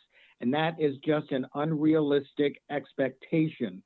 So if that is not the case, we would appreciate some clarity as this discussion moves forward. And the BIA looks forward to continued discussions on this and the other items that we suggested. Thank you very much. Thank you. This is the last call for 9364. 9364. If you'd like to address the board on item 6, please press *6 to unmute yourself. 9364. Chair Fletcher, we're not seeing any activity from that caller.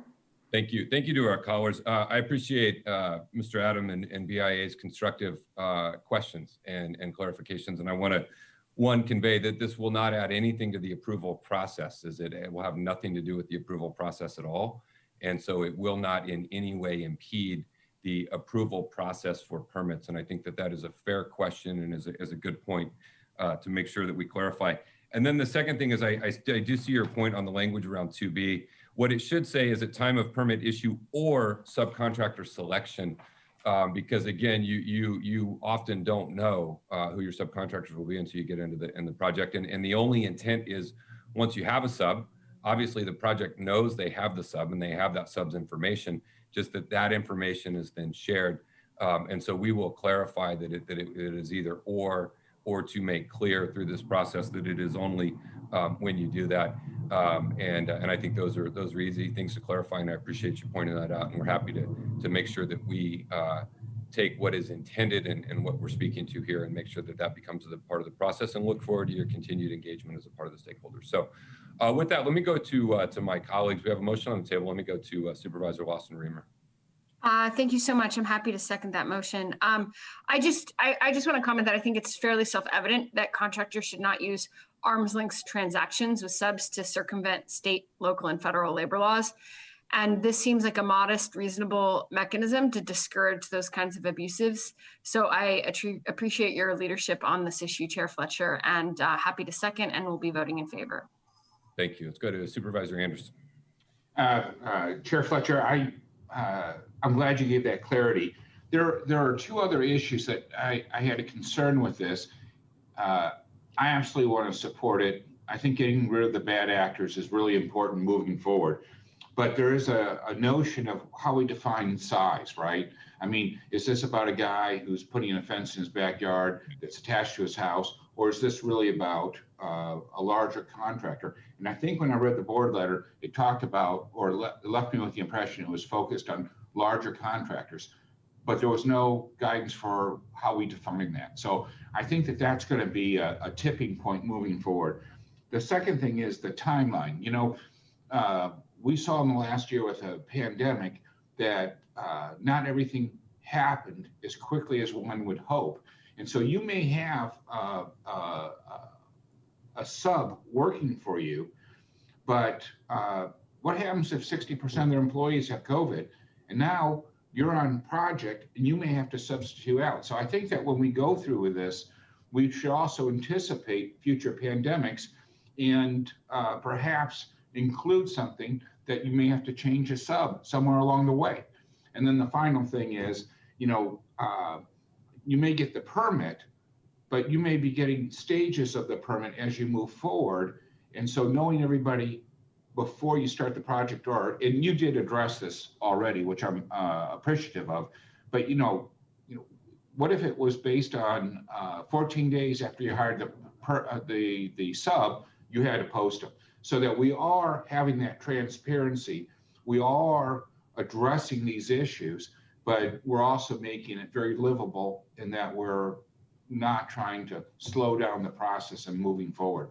If you're open to taking those amendments, I support this in a heartbeat. But yeah, no, thank you, Supervisor. I don't think they're necessarily amendments, because that is really the details of what the stakeholder group will work out. But I will tell you, the commitment is on the timeline. You can't know when you get the permit every sub you're going to have on a project, which is why it's not tied to the permit, and that would even slow down the permit process. It is only when you contract with the sub, and we can work on a reasonable timeline of once you've done that to figure out how you facilitate that. And again, folks that are doing it, they have the info. It's just a matter of sharing the info. And I think we can figure out how we can reasonably do that. Your question on size, the real aim and intention here is these larger projects. That individual who's doing a project on their house, that would be the handful of cases that are actually covered by 421. In many cases where it's an owner, someone on a property that was owned. But again, we can clarify that as we move forward. We're primarily talking about large projects here with lots of subs. And then if you add in a different sub, that would be the same as hiring a new sub. And so throughout the duration of a project, you may have multiple iterations there where you bring on new folks. When you bring them on, you brought them on, you share that information, it gets posted. And so I think all of your concerns are fair, and I think we can work through all of those with the stakeholder engagement and get to something that is workable and good here. Thank you. Thank you. We have a motion by myself, a second by Supervisor Lawson Reamer. Let me ask my colleagues if there's any additional comments or questions on this item. All right. Seeing none, let me ask the clerk to please call the roll. Thank you. Supervisor Anderson? Aye. Supervisor Lawson Reamer? Aye. Supervisor Desmond? Aye. Vice Chair Vargas? Vargas, aye.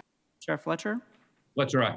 That motion passes unanimously with all supervisors being present and voting aye. Our final agenda item today is agenda item 8, Gillespie Field, First Amendment to Industrial Ground Lease. Let me ask the clerk, I believe we had one request to speak. Let me see if that individual is still with us or not.